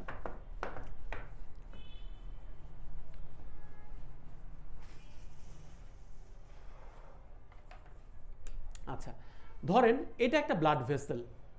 এই ব্লাড ভেসেলের মধ্য দিয়ে, আচ্ছা একটু বাঁকা হয়েছে, তো এই ব্লাড ভেসেলের মধ্য দিয়ে ব্লাডটা ফ্লো হচ্ছে। তাহলে এই ফ্লোটা কখন বেশি হবে? যখন এই ব্লাড ভেসেলের এই ডায়ামিটারটা বেশি হবে। ডায়ামিটার বেশি হলে বেশি বেশি ব্লাড যাওয়ার সুযোগ পাবে। এবার আসেন, যদি এই ব্লাডের ভেতরে মানে ভিসকোসিটি বা সান্দ্রতা, ব্লাডটা এমন হয় যেটা যেতে বাধা দিবে। সান্দ্রতার মূল বৈশিষ্ট্যটাই কি? যে কোনো তরলকে প্রবাহিত হতে বাধা দেওয়া। তার মানে যদি সান্দ্রতা বা ভিসকোসিটি বেড়ে যায় তাহলে আমাদের ব্লাড ফ্লোটা, বিএফ দ্বারা ব্লাড ফ্লো বোঝালাম, অবশ্যই তখন কি হবে? কমে যাবে। তৃতীয় কথা, যেটা আমরা প্রথমটা বলে দিয়েছি, রেডিয়াস, মানে যদি ব্লাড ভেসেলের রেডিয়াসটা বেড়ে যায়, ব্যাসার্ধটা বেড়ে যায়, ব্লাড ভেসেলের মানে লুমেনটা বা ছিদ্রটা অনেক বড় হয়ে যায়, তাহলে অবশ্যই ব্লাড ফ্লোটা বাড়বে, কারণ বেশি জায়গা পাবে। আর অপরদিকে বললাম ভিসকোসিটি বা সান্দ্রতা, যার মাধ্যমে ব্লাডটা খুব ধীরে ধীরে যায়। যার যত ব্লাড বেশি ভিসকাস, তার ব্লাড তত ধীর গতিতে চলে। তার মানে বলা যায় ভিসকোসিটি বাড়লে ব্লাড ফ্লো কি হবে? কমবে। তৃতীয় কথা, যেটা একটা ব্লাড ভেসেলের যদি কোনো কারণে দেখা যায় লেন্থ বেড়ে যায়, মানে ব্লাড ভেসেলটা যদি অনেক লম্বা হয়ে যায়, তাহলে অবশ্যই ওই ভেসেলের প্রতি আয়তন যদি চিন্তা করি সেখানে ব্লাড ফ্লোটা আলটিমেটলি কমে যাবে। মনে করেন একটা ছোট্ট উদাহরণ দিয়ে বোঝাতে পারবো, এই এতটুকু মার্কারের ভেতরে যদি একটা ফ্লুইড ছেড়ে দিই, সেটা যেভাবে সুন্দর মতো ব্লাড ফ্লো হতে পারবে বা ফ্লুইড ফ্লো হতে পারবে, যদি এই মার্কারটাকে টেনে এত লম্বা করি তাহলে আস্তে আস্তে তো ফ্লোটা মন্থর গতির হয়ে যাবে। শুরুর দিকে ফ্লোটা ঠিক থাকলেও এত লম্বা ভেসেলের মধ্য দিয়ে যেতে যেতে ব্লাড ফ্লোটা কি হবে, কমে যাবে। তার মানে বলা যায় যে লেন্থ যত বাড়বে তত ব্লাড ফ্লোটা কি হবে, কমে যাবে। আরেকটা বিষয় হচ্ছে যে এই অংশটাতে ধরলাম যে প্রেশার আছে, ধরেন 100 মিলিমিটার মার্কারি প্রেশার আছে, আর এই অংশটাতে ধরেন 60 মিলিমিটার মার্কারি প্রেশার আছে, তাহলে প্রেশারের পার্থক্য কত, 40। এই প্রেশারের পার্থক্যটাই তো ব্লাডটাকে প্রবাহিত হতে সাহায্য করবে। তার মানে প্রেশারের ডিফারেন্সটা যদি বেড়ে যায় তাহলে ব্লাড ফ্লোটা বাড়তে থাকবে। কিন্তু যদি ধরেন এখানে আছে 100, এখানে আছে 95, মাত্র পার্থক্য কত, 5, তাহলে এই 5-এর পার্থক্যের জন্য আর খুব বেশি ব্লাড তো প্রবাহিত হতে পারবে না। তার মানে প্রেশারের পার্থক্য বেড়ে গেলে ব্লাড ফ্লো বাড়ে, প্রেশারের পার্থক্য কমে গেলে ব্লাড ফ্লো কমে। তাহলে কি কি তথ্য পেলাম আরেকবার একটু রিক্যাপ করি। যখন আয়তনটা বড় হয়ে যায়, লুমেনটা বড় হয়ে যায়, রেডিয়াস বড় হলে ব্লাড ফ্লো বাড়বে, কিন্তু দৈর্ঘ্য বড় হয়ে গেলে যেতে যেতে যেতে যেতে ফ্লোয়ের পরিমাণটা কমে যায়। লেন্থ বাড়লে ব্লাড ফ্লো কমে যাবে। আরেকটা বললাম কি, যত বেশি ভিসকোসিটি বাড়বে, ব্লাডটা এত সান্দ্রতা হয়েছে যে যেতেই বাধা দিচ্ছে, খুব ধীর গতিতে যাচ্ছে, তাহলে ব্লাড ফ্লো কমে যাবে। আর প্রেশারের পার্থক্য যদি বেড়ে যায় ব্লাড ফ্লো বাড়বে, প্রেশারের পার্থক্য কম থাকলে তো ওই কম পার্থক্যে আর খুব বেশি ব্লাড যেতে পারবে না। তাহলে আমরা কিন্তু দুইটা জিনিস বুঝিয়ে দিয়েছি, এক হচ্ছে ব্লাড ফ্লোটা কিসের কিসের সাথে সম্পর্কিত, এবং ব্লাড ফ্লোর যে ইকুয়েশনটা সেটা খেয়াল করবেন। ওইখানে আমরা যেহেতু দিয়ে দিয়েছি, আমরা এখানে লিখলাম না। ব্লাড ফ্লো ডিপেন্ড করবে, উপরে থাকবে প্রেশারের পার্থক্য আর নিচে থাকবে হচ্ছে রেজিস্ট্যান্স। আর রেজিস্ট্যান্স ডিপেন্ড করে একটা সূত্রের উপর, এই সূত্রটা হচ্ছে 8 ইটা এল ডিভাইডেড বাই পাই আর মানে টু দ্য পাওয়ার 4। তো এই ইটা হচ্ছে সান্দ্রতা আর এল হচ্ছে দৈর্ঘ্য। বলেছি যত লম্বা তত হচ্ছে যেতে বাধা দিবে, যত সান্দ্রতা থাকবে তত যেতে বাধা দিবে। তার মানে এই দুটার সাথে এই রেজিস্ট্যান্স বা বাধাটা সরাসরি জড়িত। আর লুমেনের আকার যত বড় হবে ব্লাড তত সুন্দরভাবে যেতে পারবে। তার মানে এই বাধাটা কমে যাবে কখন, যখন হচ্ছে এই লুমেনটা বড় হতে থাকবে। তাহলে এই দুটা সূত্র যদি আমরা খেয়াল করতে পারি যে blood flow is equal two প্রেশারের পার্থক্য ডিভাইডেড বাই রেজিস্ট্যান্স। আর রেজিস্ট্যান্সের সূত্রটা কি, 8 ইটা বলতে পারেন, বা এটি এখানে মাইক্রোর মতো দেখাচ্ছে, এটা মূলত সান্দ্রতা, আর এল হচ্ছে দৈর্ঘ্য, আর নিচে হচ্ছে পাই আর টু দ্য পাওয়ার 4, মানে আর হচ্ছে ব্যাসার্ধ। আশা করা যায় এই তথ্যটাকে সবাইকে বোঝাতে পেরেছি যে কিভাবে করে আমরা অ্যান্সারটা দিতে পারবো। তাহলে এখন আপনারাই বলেন, ব্লাড ফ্লো বাড়বে কখন, যখন রেজিস্ট্যান্স বাড়বে? না, কারণ রেজিস্ট্যান্স তো নিচে ছিল। আমাদের যদি সূত্রটা আমরা আরেকবার এখানে দেখি, blood flow Q is equal to delta P, বা প্রেশারের পার্থক্য নিজে ছিল হচ্ছে কি, রেজিস্ট্যান্স। রেজিস্ট্যান্স বাড়লে ব্লাড ফ্লো কমে যাবে, প্রেশারের পার্থক্য বাড়লে ব্লাড ফ্লো হচ্ছে বাড়বে। সবার লাস্টে যেটা দেওয়া আছে, প্রেশার ডিফারেন্স ইজ লো, এটা যদি বেশি হতো তাহলে হচ্ছে ব্লাড ফ্লোটা বাড়তো। আর মাঝখানের যে তিনটা দেওয়া আছে, এই তিনটা আসলে কার সূত্র, রেজিস্ট্যান্সের সূত্র থেকে পাচ্ছি, যে রেজিস্ট্যান্স কমবে কখন, যদি রেডিয়াস বেড়ে যায়, আর রেজিস্ট্যান্স যদি কমে তাহলে আলটিমেটলি আমাদের এই ভাগফলটা বেড়ে যাবে, অর্থাৎ ব্লাড ফ্লোটা বেড়ে যাবে। অর্থাৎ যত বেশি হচ্ছে লুমেন বড় হবে বা রেডিয়াস বড় হবে তত ব্লাড ফ্লোটা বড় হবে। যেটা আমরা পাচ্ছি হচ্ছে ভেসেল ইজ ডায়ালেটেড, অর্থাৎ ভেসেল যদি ডায়ালেটেড হয় আর এর মান বেশি হবে, এই ছোট আর এর মান বেশি হলে রেজিস্ট্যান্স বা বড় আর কমে যাবে, আর কমে গেলে আলটিমেটলি ব্লাড ফ্লোটা বেড়ে যাবে। আর ভিসকোসিটি বলেছিলাম যে ভিসকোসিটি আসলে ব্লাডটাকে যেতে বাধা দেয়। তার মানে যত বেশি ব্লাড ভিসকোসিটি হবে তত হচ্ছে ব্লাড ফ্লোটা কমবে, আর ভিসকোসিটি যদি কমে যায় উল্টো ব্লাড ফ্লোটা কি হবে, বাড়বে। এবার তাহলে অ্যান্সারটা আপনারাই দিতে পারবেন। চলে আসেন এর পরবর্তী তথ্যটাতে। আচ্ছা, টার্বুলেন্স, এর পরবর্তী প্রশ্নটা হচ্ছে টার্বুলেন্স সম্পর্কে। তো টার্বুলেন্সের একটা সূত্র আছে, এই সূত্রটা যদি আমরা একটু দেখি তাহলে আমাদের ক্ষেত্রে এই উত্তরগুলো দেওয়াটা সহজ। মূল কথা হচ্ছে টার্বুলেন্স বলতে কি বোঝায়, একটা ব্লাড ভেসেলের মধ্য দিয়ে ব্লাডটা যাচ্ছে, দুইভাবে যেতে পারে। একটা হচ্ছে সমান্তরালভাবে ব্লাডের মানে বিভিন্ন স্তরগুলো পাস হতে পারে, অথবা এরকম এলোমেলোভাবে ঢেউ খেলানোভাবে পাস হতে পারে। এই যে একটা মানে বিশৃঙ্খল অবস্থার মধ্য দিয়ে ব্লাডটা যাচ্ছে, ঘূর্ণনের মধ্য দিয়ে, এটাই হচ্ছে টার্বুলেন্স। আর যখন হচ্ছে ব্লাডটা খুব সুন্দরভাবে স্রোতের মতো করে যায়, এটাকে বলা হয় স্ট্রিম লাইন ফ্লো, মানে স্রোতের মতো প্রবাহ। তার মানে আমরা দুই রকমের প্রবাহ পাই, একটা হচ্ছে স্ট্রিম লাইন আর একটা হচ্ছে টার্বুলেন্স। এই টার্বুলেন্সটা কখন হয় এটার জন্য একটা সূত্র আছে, সূত্রটাকে যদি আমরা একটু দেখি তাহলে বুঝতে পারবো। এটাকে বলা হয় রেনল্ডস নাম্বার। রেনল্ডস নাম্বার জিনিসটা হচ্ছে একটা ব্লাড কতটুকু ঘূর্ণন তৈরি করবে সেটাকে এই নাম্বার দ্বারা প্রকাশ করা হয়। যত বেশি এই নাম্বারটা বাড়বে বোঝা যাবে ওই ব্লাডটা আর সহজভাবে যাবে না, এটা ঘূর্ণন তৈরি করতে করতে যাবে। সূত্রটা কি?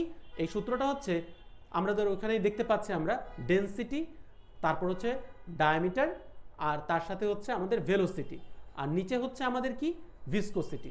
অর্থাৎ একটা কথা মনে রাখবেন, একটা ব্লাড যত বেশি ভিসকাস হবে সে খুব সুন্দর মতো যাবে। তার মানে ভিসকোসিটি বাড়লে রেনল্ডস নাম্বার কমে যায়, আর রেনল্ডস নাম্বার কমা মানে ব্লাডটা সহজভাবে যাবে, আর রেনল্ডস নাম্বার বাড়া মানে ব্লাডটার মধ্যে ঘূর্ণন তৈরি হবে। তাহলে ব্লাডে কখন কখন ঘূর্ণন তৈরি হবে? যত মোটা ব্লাড ভেসেল হবে, যত জোরে ব্লাডটা ফ্লো হবে, আর এই ব্লাডের ঘনত্ব যত বেশি হবে। দুটা জিনিস আলাদা। ঘনত্ব বাড়লে রেনল্ডস নাম্বার বাড়বে, ফলে ঘূর্ণন তৈরি হবে বা টার্বুলেন্স তৈরি হবে, যেটাকে ডেনসিটি বলা হয়। আর অপরদিকে যদি সান্দ্রতা বাড়ে তাহলে ব্লাডটা খুব ধীরে ধীরে যায়, তখন আর ঘূর্ণন তৈরি হওয়ার সুযোগটা থাকে না। তাহলে রিমেম্বার যে ভিসকোসিটি বা সান্দ্রতা বাড়লে ব্লাডটা খুব সুন্দর মতো যাবে, অর্থাৎ টার্বুলেন্স হবে না। আর যদি ডেনসিটি বেড়ে যায়, ওই ডেন্স ব্লাডটা বা ঘন বলবো ব্লাডটা, ওই ব্লাডটা কিন্তু ঘূর্ণন তৈরি করবে। তাহলে একটা হচ্ছে সান্দ্রতাযুক্ত ব্লাড, আর একটা হচ্ছে ঘনত্বযুক্ত ব্লাড। দুটো ডিফারেন্সটা অন্য একটা ক্লাসে আমরা ডিটেলসভাবে বলবো, কিন্তু মেইনলি মনে রাখবেন একটা ব্লাড যত ভিসকাস হবে, সান্দ্রতাযুক্ত হবে, তত এটা সহজভাবে যাবে, অর্থাৎ টার্বুলেন্স হবে না। আর একটা ব্লাডের ডেনসিটি যত বাড়বে তত হচ্ছে ব্লাডটা খুব ঘূর্ণন তৈরি করবে। লুমেনটা যত বড় হবে তত ঘূর্ণন তৈরি হবে। যত ব্লাডের ফ্লোটা যত জোরে হবে, ভেলোসিটি বেড়ে গেলে ঘূর্ণনটা বেড়ে যাবে। এই সূত্র গেলে আমাদের অবশ্যই ব্লাডের টার্বুলেন্স বা ঘূর্ণনটা কি হয়ে যায়? বেড়ে যায়। এবার আপনারা দেখেন, turbulence of the blood flow is high কখন? যখন ডেনসিটি বেশি, ডায়ামিটার বেশি, ভেলোসিটি বেশি। আর কি কম হলে এই ঘূর্ণন বেশি হবে? সান্দ্রতা কম হলে। আর সান্দ্রতা বেশি হলে ঘূর্ণনটা কমে যাবে। তাহলে এবার দেখেন, ভেলোসিটি ইজ লো, এটা কি সঠিক উত্তর? না, ভেলোসিটি বেশি থাকতে হবে। দ্বিতীয়টা কি? ডায়ামিটার ইজ লো, না, কারণ ডায়ামিটারটাকে বেশি থাকতে হবে। তৃতীয়টা কি? ডেনসিটি ইজ হাই, ডেনসিটি হচ্ছে যদি বেড়ে যায় তাহলে অবশ্যই রেনল্ডস নাম্বার বাড়বে, অর্থাৎ টার্বুলেন্স বেড়ে যাবে। লাস্টেরটা হচ্ছে কি? ভিসকোসিটি ইজ হাই, তাহলে ভিসকোসিটি বেড়ে গেলে রেনল্ডস নাম্বার কমে যাবে, ফলে টার্বুলেন্সটা আলটিমেটলি কি হয়ে যাবে? কমে যাবে। তাহলে 4 নাম্বারটা কিন্তু ফলস, কারণ ভিসকোসিটি বাড়লে রেনল্ডস নাম্বার কমবে, রেনল্ডস নাম্বার কমলে টার্বুলেন্সটা কমে যাবে। আর বলতে পারেন তাহলে ভাই অ্যানিমিয়ার ক্ষেত্রে কি হলো? তাহলে এই অ্যানিমিয়ার ক্ষেত্রে যেটা হয়, মনে রাখবেন সব সময় যে এই অ্যানিমিক ব্লাডগুলোর সাধারণত বলা হয় সান্দ্রতা থাকে কম। সান্দ্রতা যদি কম থাকে তাহলে রেনল্ডস নাম্বারটা কি হবে? বেড়ে যাবে। ভিসকোসিটি কম থাকে, তাহলে অ্যানিমিক ব্লাডের যদি ভিসকোসিটি কম থাকে তাহলে আলটিমেটলি রেনল্ডস নাম্বার বেশি হবে, তখন টার্বুলেন্সটা বেড়ে যাবে। আচ্ছা, এবার চলে আসেন এর পরবর্তী কোশ্চেনটাতে। ম্যাসিভ হিমোরেস, এটার আমরা শুধু মুখে মুখে বলে দিই, যখন কারো যদি খুব বেশি পরিমাণে রক্তক্ষরণ হয়ে যায় তাহলে তো তার ব্লাডের পরিমাণই কমে যাচ্ছে। তাহলে ব্লাড যদি কম থাকে তাহলে কার্ডিয়াক আউটপুট কমে যাবে। তাহলে কার্ডিয়াক আউটপুট যদি কমে যায়, ওই ভলিউমটা, পালসের ভলিউমটা খুব দুর্বল হয়ে যায়, যেটা আমরা শকের পেশেন্টদের ক্ষেত্রে পাই। প্রচুর রক্তক্ষরণ হয়ে শকে চলে যাচ্ছে, দেখবেন একটা কথা বলা হয় ফিবল পালস, মানে পালসের ভলিউমটা তখন কম, তার মানে এটা ট্রু। আর যখন কারো ম্যাসিভ হিমোরেজ হয়ে যায় তখন আলটিমেটলি কি হয়? আলটিমেটলি তার ক্ষেত্রে বারবার দ্রুত গতিতে সেটা সে পাম্প করে বারবার ব্লাডটাকে পাঠাতে চায় বডির বিভিন্ন অংশে। আর দ্রুত গতিতে পাঠাতে হলে হার্ট রেটটাকে কি করতে হয়? বাড়াতে হয়। এর জন্য শকের পেশেন্টের দুইটা কথা প্রায়ই বলা হয়, যে তার প্রেশার থাকে কম কিন্তু হার্ট রেট থাকে বেশি। তার মানে এখানে ব্র্যাডিকার্ডিয়া হবে না, হবে ট্যাকিকার্ডিয়া। আর 4 নম্বর পয়েন্টটা তাহলে সত্য হবে, তার প্রেশারটা কমে যাবে, অনেক রক্তক্ষরণ হচ্ছে তাহলে অবশ্যই প্রেশার কম থাকবে। ট্যাকিপনিয়া, এটাও আমরা জানি, যখন হচ্ছে কারো ব্লাড প্রেশারটা কমে যায় তখন যেহেতু তার ব্লাডের ভলিউমটা কম, তার অক্সিজেনটাকে যুক্ত করার জন্য সে ঘন ঘন শ্বাস নিতে থাকে, অর্থাৎ ট্যাকিপনিয়া হতে থাকে। আর লাস্টের পয়েন্টটা, আসলে সোয়েটি হ্যান্ড হয় ঠিকই, তবে সেটা ওয়ার্ম হয় না, সেটা হয় কোল্ড সোয়েটি হ্যান্ড। তাহলে এটার উত্তরটা আমরা জেনে গেলাম। এবার আসেন স্ট্রোক ভলিউম, এটা বলা আমাদের শেষ। স্ট্রোক ভলিউম কার উপর ডিপেন্ড করে? Peripheral vascular resistance. কিভাবে ভাইয়া? ওই যে বলেছিলাম যে এটা একটা হার্ট, আর এই হার্ট থেকে একটা নির্দিষ্ট পরিমাণ ব্লাড বাইরে বের হচ্ছে, কখন? যখন হার্টটা পাম্প করছে। এটার নামে কি ভলিউম? Stroke volume. তাহলে এই স্ট্রোক ভলিউমের সাথে যদি আমরা চিন্তা করি, হার্ট থেকে যে ব্লাডটা বেরোচ্ছে এর পরেই আছে একটা রক্তনালী বা ব্লাড ভেসেল। এখানে যদি কোনো কারণে রেজিস্ট্যান্স বেড়ে যায়, তাহলে তো ব্লাডটা সহজে আর সে বেরোতে দিবে না, এই বাধার বিপরীতে তাকে তখন যেতে হবে। তাহলে রেজিস্ট্যান্স বেড়ে গেলে স্ট্রোক ভলিউম কি হয়ে যাবে, কমে যাবে। তাহলে অবশ্যই এই স্ট্রোক ভলিউম ডিপেন্ড করবে কার উপর, রেজিস্ট্যান্সের উপর। রেজিস্ট্যান্স বাড়লে ব্লাড সহজে বেরোতে পারবে না হার্ট থেকে, স্ট্রোক ভলিউমটা কমে যাবে। দ্বিতীয় তথ্যটা কি, কন্ডিশন অফ দ্য মায়োকার্ডিয়াম। বলেছিলাম স্ট্রোক ভলিউম মানে হচ্ছে হার্ট যে পরিমাণ ব্লাড বের করে, কখন বের করে, যখন সংকোচন হয়। তার মানে অবশ্যই এই ফোর্স অফ কন্ট্রাকশনের সাথে স্ট্রোক ভলিউমের একটা কি আছে, সম্পর্ক আছে। তৃতীয় তথ্যটা হচ্ছে ভেনাস রিটার্ন। ভেনাস রিটার্নই যদি না হয় তাহলে তো ব্লাডই যুক্ত হতে পারছে না হার্টে, তাহলে কি আর বের করবে, তাহলে অবশ্যই ভেনাস রিটার্নের সাথে জড়িত। ভেনাস রিটার্ন বাড়লে অবশ্যই হার্টের ভেতর ভলিউমটা বেড়ে যায় ব্লাডে, তখন একটা নির্দিষ্ট পরিমাণ ব্লাড হার্ট থেকে সহজে বেরোতে পারে, তার মানে ভেনাস রিটার্নের সাথে এটা জড়িত। আর hydration status of the person কেন বলেছে, হাইড্রেশন স্ট্যাটাস যদি কমে যায় তাহলে ব্লাডে পানির পরিমাণ কমে যাবে, ব্লাড ভলিউম কমে যাবে, তাহলে ব্লাড ভলিউম কমে গেলে অল্প অল্প পরিমাণ ব্লাড হার্ট থেকে বেরোবে, তার মানে স্ট্রোক ভলিউমটা তখন কমে যাবে। আর অ্যাওর্টিক ভালভের কন্ডিশনের সাথে কেন জড়িত, আমরা জানি লেফট ভেন্ট্রিকল থেকে যে ভালভটাকে ভেদ করে ব্লাডটাকে যেতে হয় তার নামটি হচ্ছে অ্যাওর্টিক ভালভ। তাহলে এই অ্যাওর্টিক ভালভ যদি বন্ধ হয়ে থাকে তাহলে কি আর হার্ট থেকে ব্লাড বাইরে বেরোতে পারবে, পারবে না।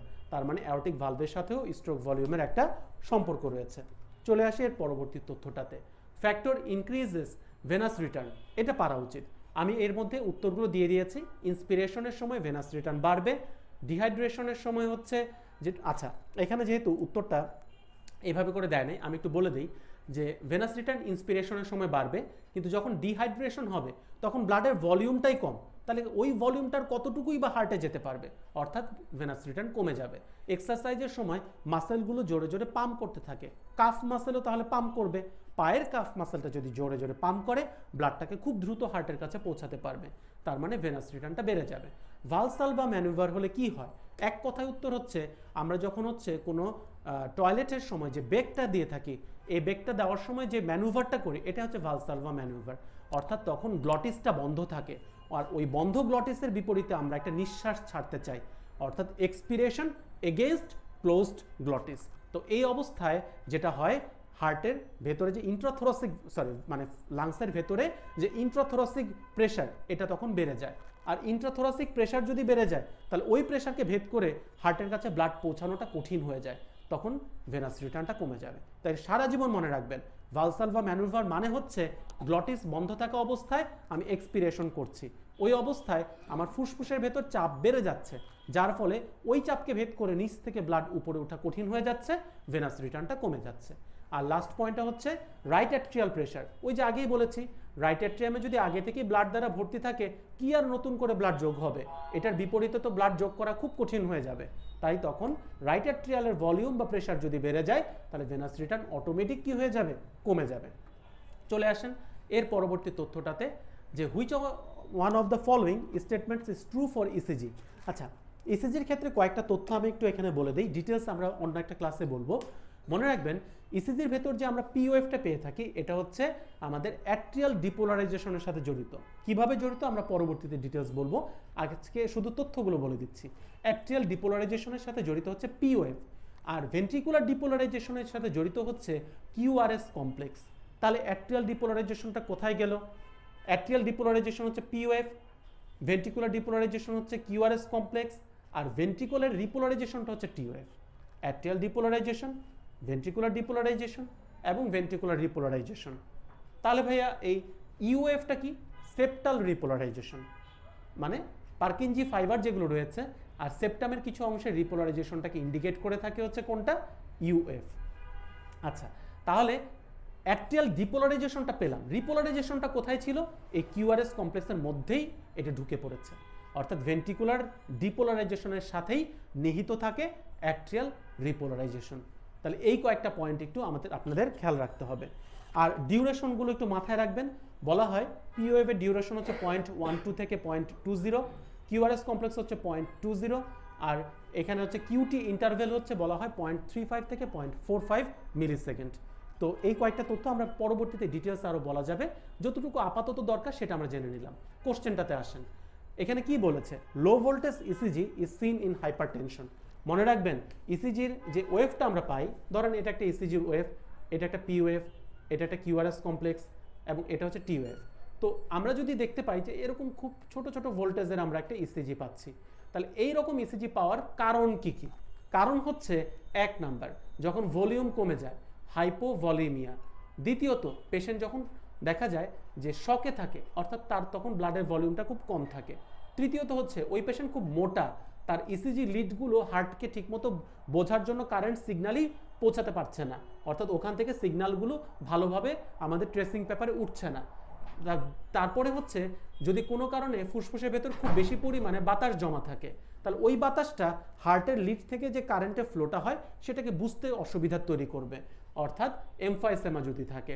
আর আরেকটা হচ্ছে যদি কারো থাইরয়েডের কোনো প্রবলেম থাকে, অর্থাৎ হাইপোথাইরয়েডিজম, এইসব ক্ষেত্রে আমরা এই ইসিজির যে লিডগুলো পাই, এগুলো ভোল্টেজগুলো, অর্থাৎ এগুলোর যে একটা পেপারের মধ্যে কতটুকু উচ্চতার তৈরি করবে পজিটিভ ওয়েভ বা নেগেটিভ ওয়েভ, এই উচ্চতার ব্যাপারটাকে ভোল্টেজ দ্বারা বোঝানো হয়। এই ভোল্টেজগুলো খুব কমে আসবে। তাহলে কি কি ক্ষেত্রে কমে আসবে? আমরা একটা হাইপোভলিমিয়া, অবেসিটি, এমফাইসেমা, হাইপোথাইরয়েডিজম। আরেকটা হচ্ছে কার্ডিয়াকের চারিদিকে যে আবরণটা থাকে তাকে কি যেন বলে? পেরিকার্ডিয়াম। এখানে যদি কোনো কারণে পানি জমা হয়ে যায়, ওই পানিকে ভেদ করে হার্টের অ্যাক্টিভিটি তো বুঝতে পারা যাবে না, অর্থাৎ পেরিকার্ডিয়াল ইফিউশন হলেও আমাদের কি ভোল্টেজ ইসিজি আমরা পাবো? লো ভোল্টেজ ইসিজি আমরা পাবো। তাহলে লো ভোল্টেজ ইসিজি পাওয়ার কজগুলো আমরা একটু মাথায় রাখবো। এইসব ক্ষেত্রে হার্টের অ্যাক্টিভিটিটা বাইরে অতটা সঠিকভাবে ধরা যায় না, কারণ এদের মাঝখানে একটা ব্যারিয়ার থাকে, হয় পানির ব্যারিয়ার, পেরিকার্ডিয়াল ইফিউশন, বাতাসের ব্যারিয়ার, এমফাইসেমা, স্থূলতা বা ফ্যাট, ওবেসিটি। আর যদি ব্লাডের পরিমাণই কমে যায়, শকে থাকে, তাহলে ওই হার্টের অ্যাক্টিভিটি তো এমনিতেই কম থাকবে। আচ্ছা, তাহলে low voltage ECG is seen in hypotension, এটা হতে পারে কিন্তু হাইপারটেনশন না। POF is prominent in atrial fibrillation. মনে রাখবেন পিওএফ ছিলই হচ্ছে অ্যাট্রিয়ালের ডিপোলারাইজেশন, তার মানে অ্যাট্রিয়াল ডিপোলারাইজেশন অর্থ হচ্ছে অ্যাট্রিয়ালের কন্ট্রাকশন। আমরা জানি অ্যাট্রিয়াল ফিব্রিলেশনের সময় হার্ট এত দুর্বলভাবে অ্যাট্রিয়ামটা কন্ট্রাকশন করতে থাকে, এটাকে আর ওয়েভ হিসেবে পাওয়াই যায় না, এটাকে তখন ছোট ছোট ছোট ছোট কিছু ওয়েভ হিসেবে দেখা যায়, যেগুলোকে বলা হয় ফিব্রিলেটরি ওয়েভ। তার মানে এফ এর ক্ষেত্রে পি ওয়েভ আমরা পাবো না, উল্টো একটা আলাদা ছোট ছোট দাগযুক্ত ওয়েভ পাবো, যাকে বলা হয় ফিব্রিলেটরি ওয়েভ। তাহলে পি ওয়েভ প্রমিনেন্ট হবে না, অ্যাবসেন্ট হবে অ্যাট্রিয়াল ফিব্রিলেশনে।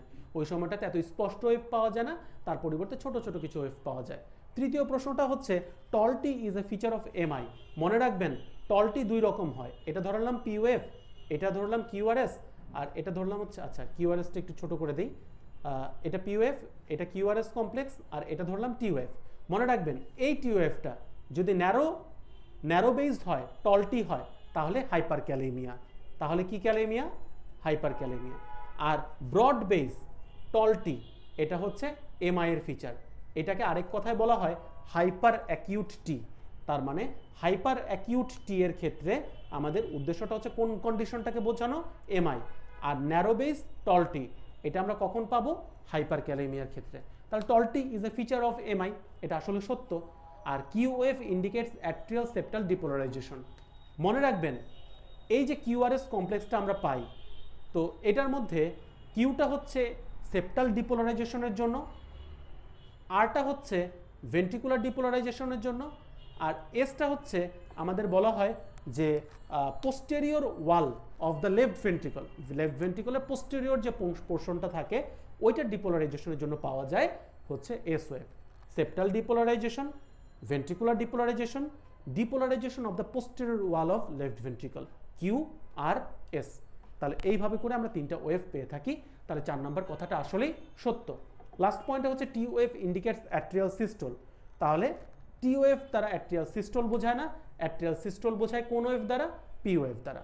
বলেছিলাম atrial systole P wave, ventricular systole QRS complex, আর ভেন্ট্রিকুলার ডায়াস্টোল টি ওয়েভ। তাহলে এটা মাথায় রাখার চেষ্টা করবেন, atrial systole, ventricular systole, ventricular diastole. আচ্ছা, এবার চলে আসেন এর পরবর্তী তথ্যটাতে। দেখেন এটা বলেছে হাইপার ক্যালেমিয়ার ক্ষেত্রে কি কি পাবো। আমরা একটা ছোট্ট কথা দ্বারা, দুটো ছবি দ্বারা এটা বুঝাই দিব, আপনারা ওই তথ্যগুলো একটু মাথায় রাখার চেষ্টা করবেন। তিনটা করে লাইন বলবো, অনেকগুলো তথ্য পাওয়া যায় হাইপার ক্যালেমিয়াতে, কিন্তু আমরা পরীক্ষার জন্য 3 থেকে 4টা কথা শুধু মাথায় রাখবো। কি কি? এই ছবিটা থেকে খেয়াল করবেন। যখন কারো হাইপার ক্যালেমিয়া হয় তখন প্রথমে তার টিটা হয়ে যায় টল টি। দ্বিতীয় ফিচারটা হচ্ছে তার কিউআরএস কমপ্লেক্সটা হবে ব্রড। তৃতীয় তথ্যটা হচ্ছে তার পিটা হবে ফ্ল্যাট। টল টি, ব্রড কিউআরএস এবং ফ্ল্যাট পি। এই যে তিনটা কথা বললাম এগুলো কার ফিচার? হাইপারক্যালেমিয়ার ফিচার। এবং এই ক্ষেত্রে পিআর এর ভেতর যে ইন্টারভেলটা এটা প্রলংড হয়ে যাবে। আর হাইপোক্যালেমিয়াতে কি হয় দেখবেন, মনোযোগ দিয়ে দেখবেন, এখানে ছিল হচ্ছে টল টি আর এখানে হচ্ছে টি ইনভার্সন, সাথে এসটি ডিপ্রেশন, এবং নতুন একটা ওয়েভ তৈরি হয়েছে, এটাকে আমরা কি ওয়েভ বলছি? U wave. তাহলে এই অংশটার সাথে এই অংশটার পার্থক্যটা কি? এখানে টল টি আর এখানে উল্টো এসটি ডিপ্রেশন, টি ইনভার্সন এবং প্রেজেন্স অফ ইউ ওয়েভ, আরেকটা ওয়েভ পাচ্ছি। আর এখানে কি ছিল? কিউআরএস কমপ্লেক্সটা ব্রড ছিল, এখানে ওরকম ব্রড নেই হাইপোক্যালেমিয়াতে। হাইপারক্যালেমিয়াতে পিওএফ কীরকম ছিল? পিওএফ ছিল ফ্ল্যাট বা নন প্রমিনেন্ট, আর এখানে স্লাইট পিক হবে বা একটু প্রমিনেন্ট পিওএফ থাকবে। তাহলে প্রমিনেন্ট পিওএফ হাইপোক্যালেমিয়া, ফ্ল্যাট পিওএফ hyperkalemia, narrow QRS complex hypo, broad QRS complex hyper, ST depression, T inversion, ইউএফ হাইপোক্যালেমিয়া, এবং টল টি এটা হচ্ছে হাইপারক্যালেমিয়া। এই যে পার্থক্যটা বললাম এটা একটু মাথায় রাখার চেষ্টা করবেন। তাহলে দেখেন তো দেখি হাইপারক্যালেমিয়াতে কি কি পাবো আমরা? হাইপারক্যালেমিয়াতে পাবো হচ্ছে অ্যাবসেন্ট ইউএফ, না। টল টি, হোয়াইট পি, না। আমরা পাবো হচ্ছে ফ্ল্যাট পিওএফ। আর এসটি ডিপ্রেশন, না। আমরা টিটা টল পাবো, এসটি ডিপ্রেশনটা মূলত হাইপোক্যালেমিয়াতে পাবো। প্রলংড কিউটি, মনে রাখবেন প্রলংড কিউটি হাইপোক্যালেমিয়ার ফিচার, হাইপারক্যালেমিয়ার না। আর অ্যারিথমিয়া সাধারণত হাইপারক্যালেমিয়া থেকে অ্যারিথমিয়া হওয়ার একটা চান্স থাকে। এর জন্য মানে রেনাল ফেলিওরের পেশেন্ট যখন হচ্ছে হাইপারক্যালেমিয়া হয়ে যায়, এই অ্যারিথমিয়াটাকে প্রিভেন্ট করার জন্য আগে আমাদের পটাশিয়াম কারেকশনের আগে মেমব্রেনটাকে স্টেবিলাইজ করতে হয়। আচ্ছা যাই হোক, এবার চলে আসেন এর পরবর্তী প্রশ্নটাতে। আমরা প্রায় হাফওয়ের বেশি পার করে এসেছি, আর 15-20 মিনিট আপনাদের সাথে একটু থাকবো, 15 মিনিটের মতো লাগবে, একটু ধৈর্য ধরেন। সেটা হচ্ছে যে পরবর্তী কোশ্চেনটা কি আছে? Which of the following conditions are associated with continuous murmur? আমি কন্টিনিউয়াস মারমারের একটা ছোট্ট তালিকা তৈরি করে দিচ্ছি, এই নামগুলো মাথায় রাখবেন। 1, কন্টিনিউয়াস মারমার আমরা পাবো হচ্ছে প্যাটেন্ট ডাক্টাস আর্টেরিওসাসে। আর কোথায় পাবো? আর্টেরিও ভেনাস ফিস্টুলাতে। আর কোথায় পাবো? সাধারণত ভেনাস হাম বলে একটা অসুবিধা মানে কন্ডিশন আছে সেটাতে। আর কোথায় পাবো? সেটা হচ্ছে যে আমরা এই তিনটা কথা সবসময় মাথায় রাখার চেষ্টা করব, patent ductus arteriosus, arteriovenous fistula, venous hum, এগুলোতে সাধারণত কন্টিনিউয়াস মারমার পাওয়া যায়। তাহলে এবার একটু মেলানোর চেষ্টা করেন তো দেখি, যে কোশ্চেনটা ছিল which of the following conditions are associated with continuous murmur, উত্তরটা হচ্ছে পিডিএ। তাহলে ভাইয়া এগুলো হচ্ছে সব কন্টিনিউয়াস মারমারের বৈশিষ্ট্য। আর বাকি যে তথ্যগুলো আছে এগুলো আমরা হচ্ছে আরেকটা ক্লাস দেখব, কারণ ejection systolic murmur, mid systolic murmur, mid diastolic murmur, early diastolic murmur একটা বড় টপিক, এটাকে আমরা মেইন যে কোনো টপিকের সাথে পরবর্তীতে আলোচনা করার চেষ্টা করব। তো এখানে কোনটার ক্ষেত্রে কি পাওয়া যায় একটু তাও বলে দিই। অ্যাওর্টিক স্ক্লেরোসিসে পাওয়া যাবে ইজেকশন সিস্টোলিক মারমার, আর হাইপারট্রফিক অবস্ট্রাকটিভ কার্ডিওমায়োপ্যাথি এটাতেও ইজেকশন সিস্টোলিক মারমার। কোয়ারেকটেশন অফ অ্যাওর্টা এবং কার্ডিয়াক টেম্পোনেন্টে সাধারণত ওই রকম কোনো মারমারের সাথে সম্পর্ক নাই। চলে আসেন এই যে ছকটা, এই ছকটা একটু ভালো মতো আপনারা দেখে নেবেন যে কোন মারমার কোথায় পাওয়া যায়, এটা পরবর্তীতে যে কোনো ক্লাসে একটু ডিটেলস আলোচনা করা হবে। চলে আসেন যে বিনাইন মারমারের বৈশিষ্ট্য কি, এটা একটু খেয়াল করে নেবেন। এটা ডেভিডসনের 16.9 ছক থেকে দেওয়া হয়েছে, এটাকে আমরা ডিসকাস এখানে করতে চাচ্ছি না, একটা কোশ্চেনের জন্য একটু লং হয়ে যাবে। এটা আমরা ডেভিডসনের কার্ডিওলজি অংশ পড়ার সময়ও এটা পড়া যাবে। চলে আসেন হচ্ছে যে ট্যাকিকার্ডিয়ার কজ কি। ট্যাকিকার্ডিয়ার কজ হচ্ছে আমি যেগুলো বলে দিচ্ছি একটু মাথায় রাখার চেষ্টা করবেন। কিছু হচ্ছে হাইপার ডাইনামিক সার্কুলেশনে ট্যাকিকার্ডিয়া হয়, যেমন অ্যানিমিয়া, প্রেগনেন্সি, হাইপক্সিয়া, তারপর হচ্ছে beriberi, Paget's disease, anaemia, hypoxia, beriberi, Paget's disease, pregnancy, fever, excitement, anxiety, এবং দুটা রিফ্লেক্সের কথা মাথায় রাখবেন, যে দুটা রিফ্লেক্সে হার্ট রেট বেড়ে যাবে। 1, বেইন ব্রিজ রিফ্লেক্স, বেইন ব্রিজ রিফ্লেক্স, তো এটা একটা। আর আরেকটা হচ্ছে হার্ট রেট বেড়ে যাবে হচ্ছে আরেকটা কোন রিফ্লেক্সে আপনারাই বলেন তো দেখি। বেইন ব্রিজ রিফ্লেক্সটাতে মূলত হার্ট রেটটা বাড়ে, আর বাকি যে রিফ্লেক্সগুলো আছে মেইনলি হচ্ছে ওগুলো হার্ট রেট কমায়, যেমন ব্যারোরিসেপ্টর রিফ্লেক্স হার্ট রেট কমাবে। তারপর আপনার হচ্ছে সিএনএস ইসকেমিক রেসপন্স যেটা হয়, আরেকটা রিফ্লেক্স যেটা আমরা বলি, সেটার ক্ষেত্রে আমাদের হার্ট রেটটা হচ্ছে সাধারণত কি হবে, যে কমে যাবে। আবার আমরা বলে থাকি হচ্ছে যে কুশিং রিফ্লেক্স, এটার ক্ষেত্রে হচ্ছে হার্ট রেটটা কি হবে, কমে যাবে। শুধু বেইন ব্রিজ রিফ্লেক্স যেটা, সেটাতে হার্ট রেটটা কি হবে, বাড়বে। তো এই যে কথাগুলো বললাম, এখানে দুইটা প্রশ্ন আসতে পারে, ফিয়ার এবং গ্রিফ কেন হলো না। মনে রাখবেন, এংজাইটি এক্সাইটমেন্ট হার্ট রেট বাড়ায়, গ্রিফ এবং ফিয়ার ভয় এটা হার্ট রেটটাকে কমাবে। তাহলে হার্ট রেট কমে কোন কোন কন্ডিশনে? ফিয়ার, গ্রিফ, হাইপোথাইরয়েডিজম, হাইপোথার্মিয়া, সাথে যদি আমরা দুইটা বিশেষ কন্ডিশন মনে রাখবো, যদি কারো অবস্ট্রাকটিভ জন্ডিস থাকে এবং যদি কারো ব্রেনের ভেতর ইন্টারসেরেব্রাল প্রেশারটা বেড়ে যায়, এই দুটি কন্ডিশনেও হার্ট রেট কি হয়? কমে যায়। স্লিপের সময় হার্ট রেট কমে যায়। এবং সাধারণত দেখা যায় যদি কারো কোনো ড্রাগ ইউজ হয়, কোন কোন ড্রাগে হার্ট রেট কমে সবাই পারবেন, beta blocker, calcium channel blocker এবং ডিগক্সিন। এই তিনটি ড্রাগ হার্ট রেটটাকে কি করে ফেলে? কমিয়ে ফেলে। তাহলে বিটা ব্লকার যদি হার্ট রেট কমায়, তাহলে বিটা অ্যাগনিস্টটা কি করবে? হার্ট রেটটাকে বাড়াবে। আশা করা যায় সবাইকে একটু পর্যন্ত বোঝাতে পেরেছি। তো এটা হচ্ছে আমাদের কোথায় পাবো এরকম? ডেভিডসনে এরকম একটা ডেভিডসনে হচ্ছে এরকম, আমরা দুটো রিফ্লেক্স একটু দেখিয়ে দিলাম, আপনারা চাইলে হচ্ছে এটা একটু স্ন্যাপশট নিয়ে রাখতে পারেন যে কুশিং রিফ্লেক্স হচ্ছে হার্ট রেটটাকে কি করছে? হার্ট রেটটা হচ্ছে সাধারণত কুশিং রিফ্লেক্সটা হচ্ছে আমাদের মানে কমিয়ে দিচ্ছে। দেখেন রিফ্লেক্স ব্র্যাডিকার্ডিয়া। আর বেইনব্রিজ রিফ্লেক্সটা কি করছে?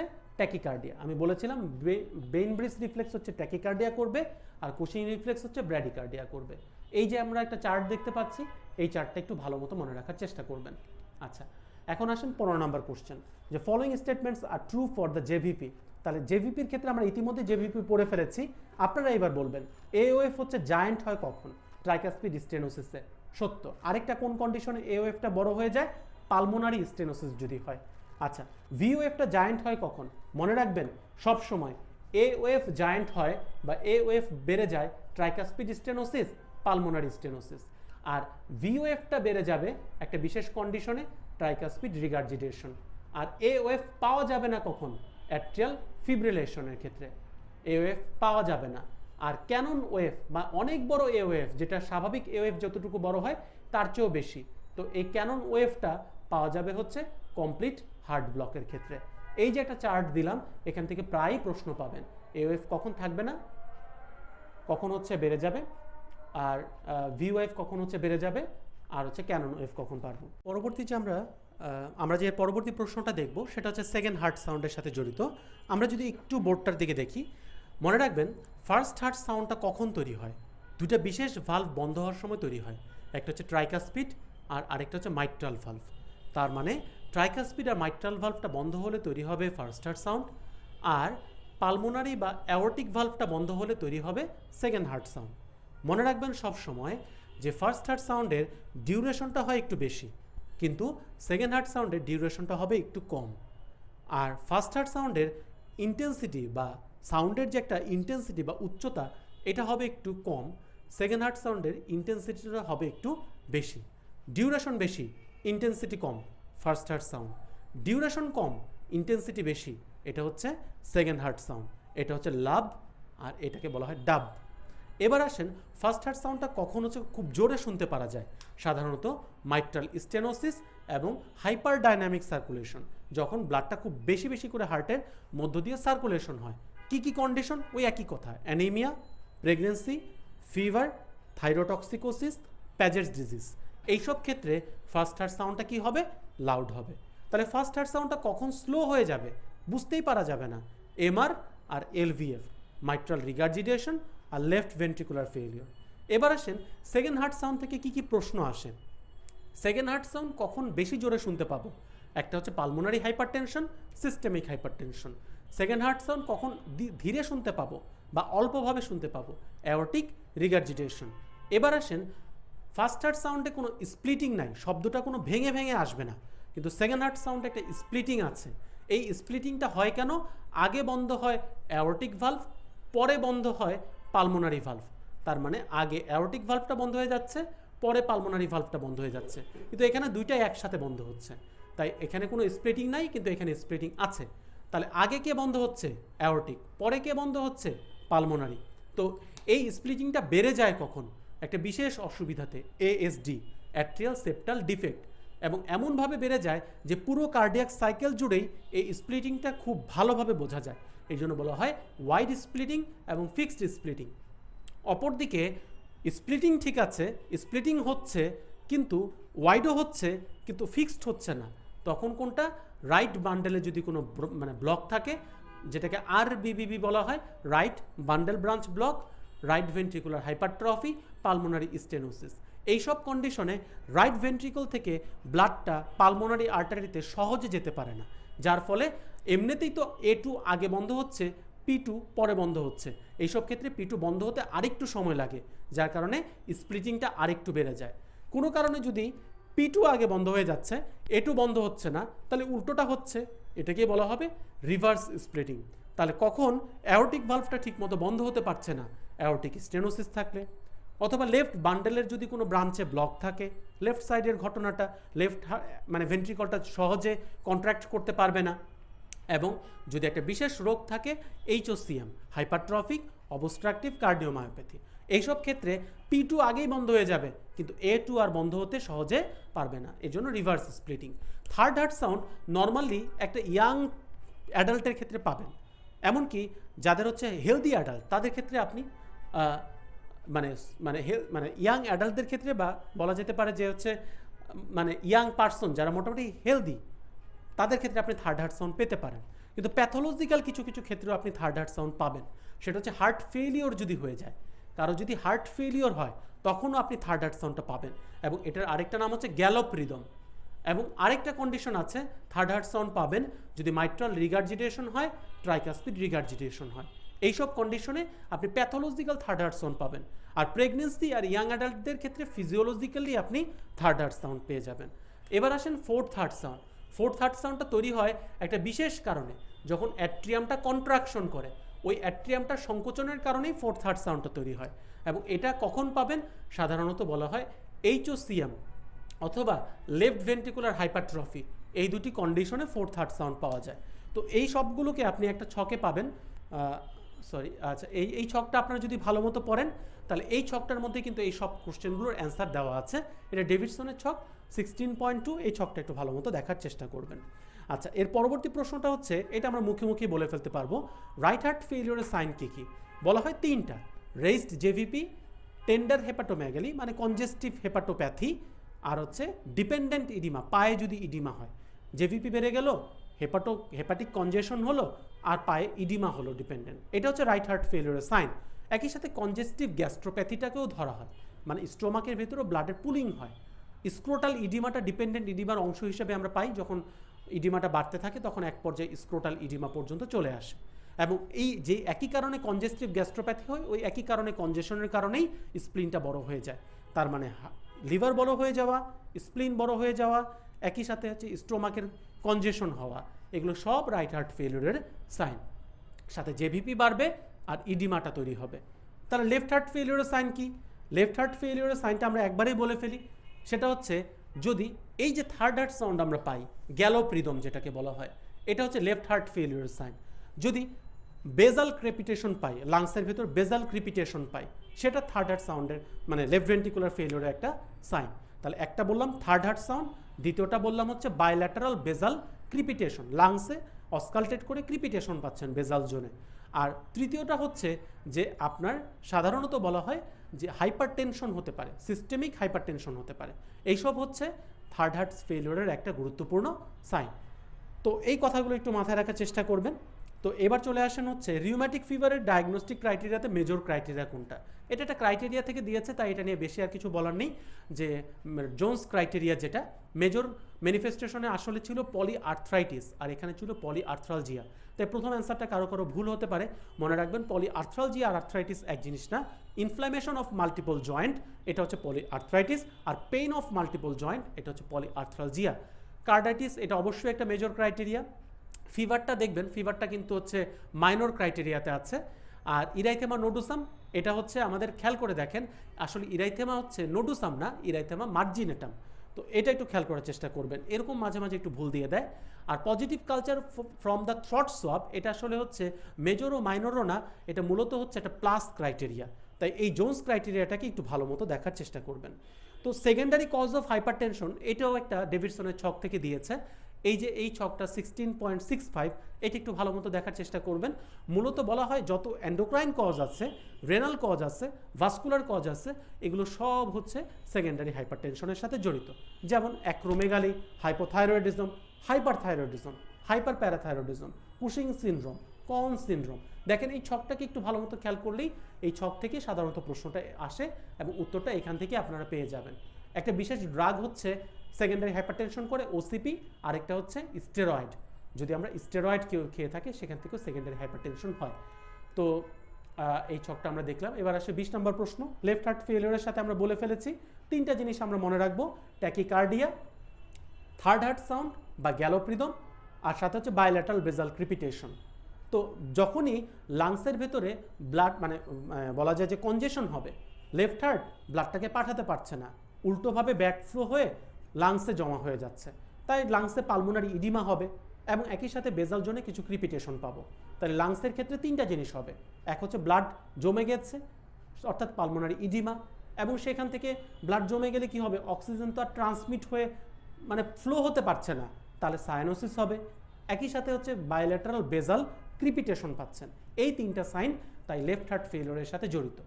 আর হাই ভলিউম কখনো পালস হবে না, কারণ লেফট হার্ট তো ফেল করেছে, সে তো ব্লাড পাঠাতেই পারছে না, পালসটা ভলিউমটা আরও উল্টো কমে যাবে, অর্থাৎ ন্যারো পালস প্রেশার হবে এবং পালসের ভলিউমটা হয়ে যাবে লো ভলিউম। ঠিক আছে, তাহলে এই প্রশ্নের উত্তরটা আমরা দিয়ে ফেললাম। ভেনাস রিটার্ন আমাদের আলোচনা হয়ে গিয়েছে।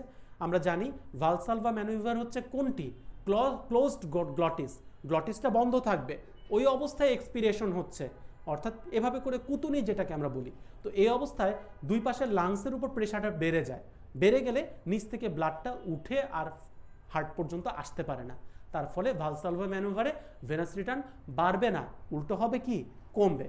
ভেনো ডায়ালেটেশন হলে ভেনাস রিটার্ন বাড়ে না, বরং হচ্ছে ভেনো কন্ট্রাকশন হলে বা ভেনো স্টোনটা যদি বেড়ে যায়, ভেনটা যদি সরু হয়ে যায়, তখন ভেনাস রিটার্নটা বাড়বে, নিচ থেকে ব্লাডটাকে উপরে পাঠাতে পারবে।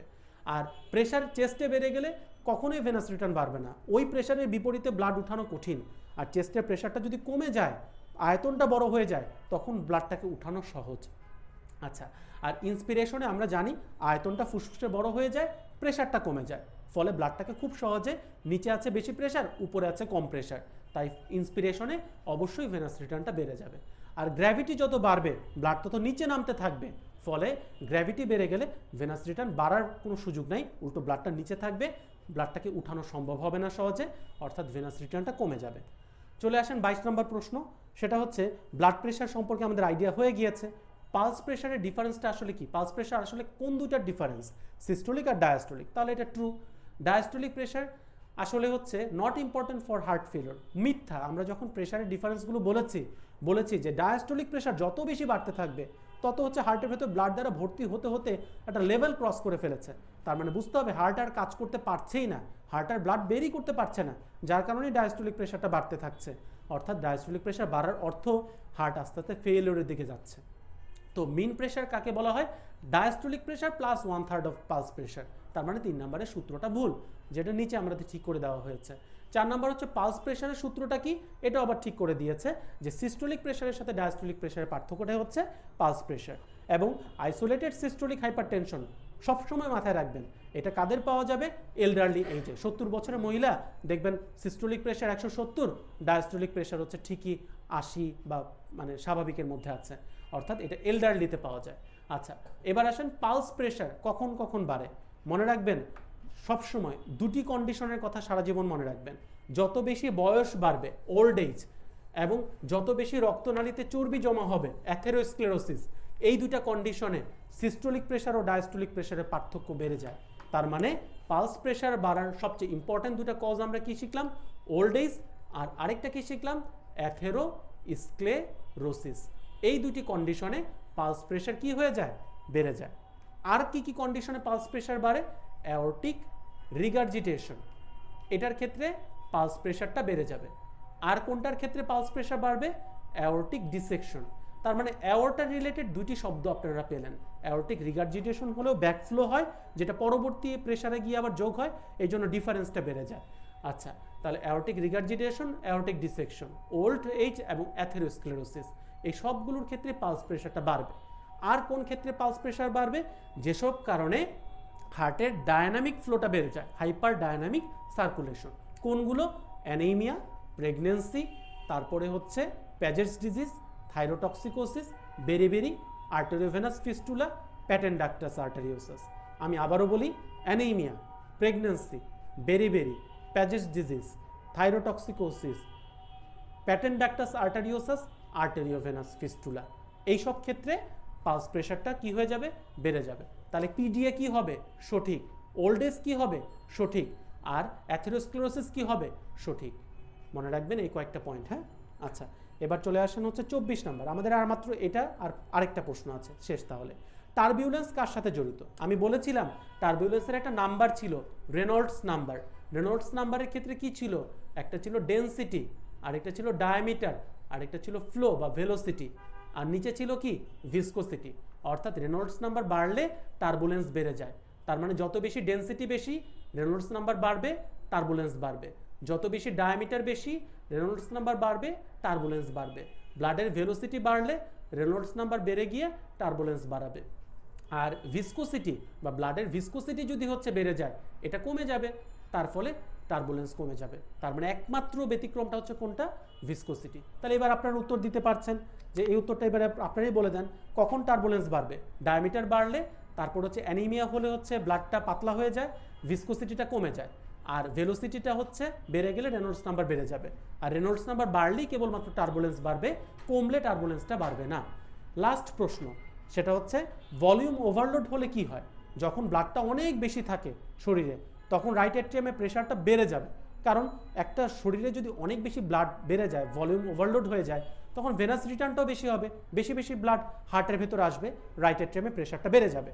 আর রাইট অ্যাট্রিয়ামে যখনই প্রেশারটা বেড়ে যায়, তার ওয়াল থেকে একটা বিশেষ উপাদান বের হয়, নাম অ্যাট্রিয়াল নেট্রি ইউরেটিক পেপটাইড। তাহলে এটা রিলিজটা তখন বেড়ে যাবে।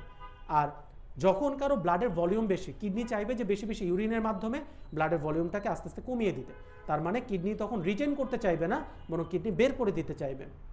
আর কিডনি বের করতে হলে গ্লোমেরুলার ফিল্ট্রেশনটাকে বাড়াতে হবে, নাহলে ইউরিন তৈরি হবে কিভাবে? অর্থাৎ গ্লোমেরুলার ফিল্ট্রেশনটা বেড়ে যাবে। এবং মনে রাখবেন, কারো ভলিউম ওভারলোড হলে হার্টের উপর প্রেশার বেড়ে যায়, তখন হার্ট বারবার পাম্প করে ওই ব্লাডটাকে বের করতে চায়, তাই ব্র্যাডিকার্ডিয়া হবে না, হবে কি? ট্যাকিকার্ডিয়া।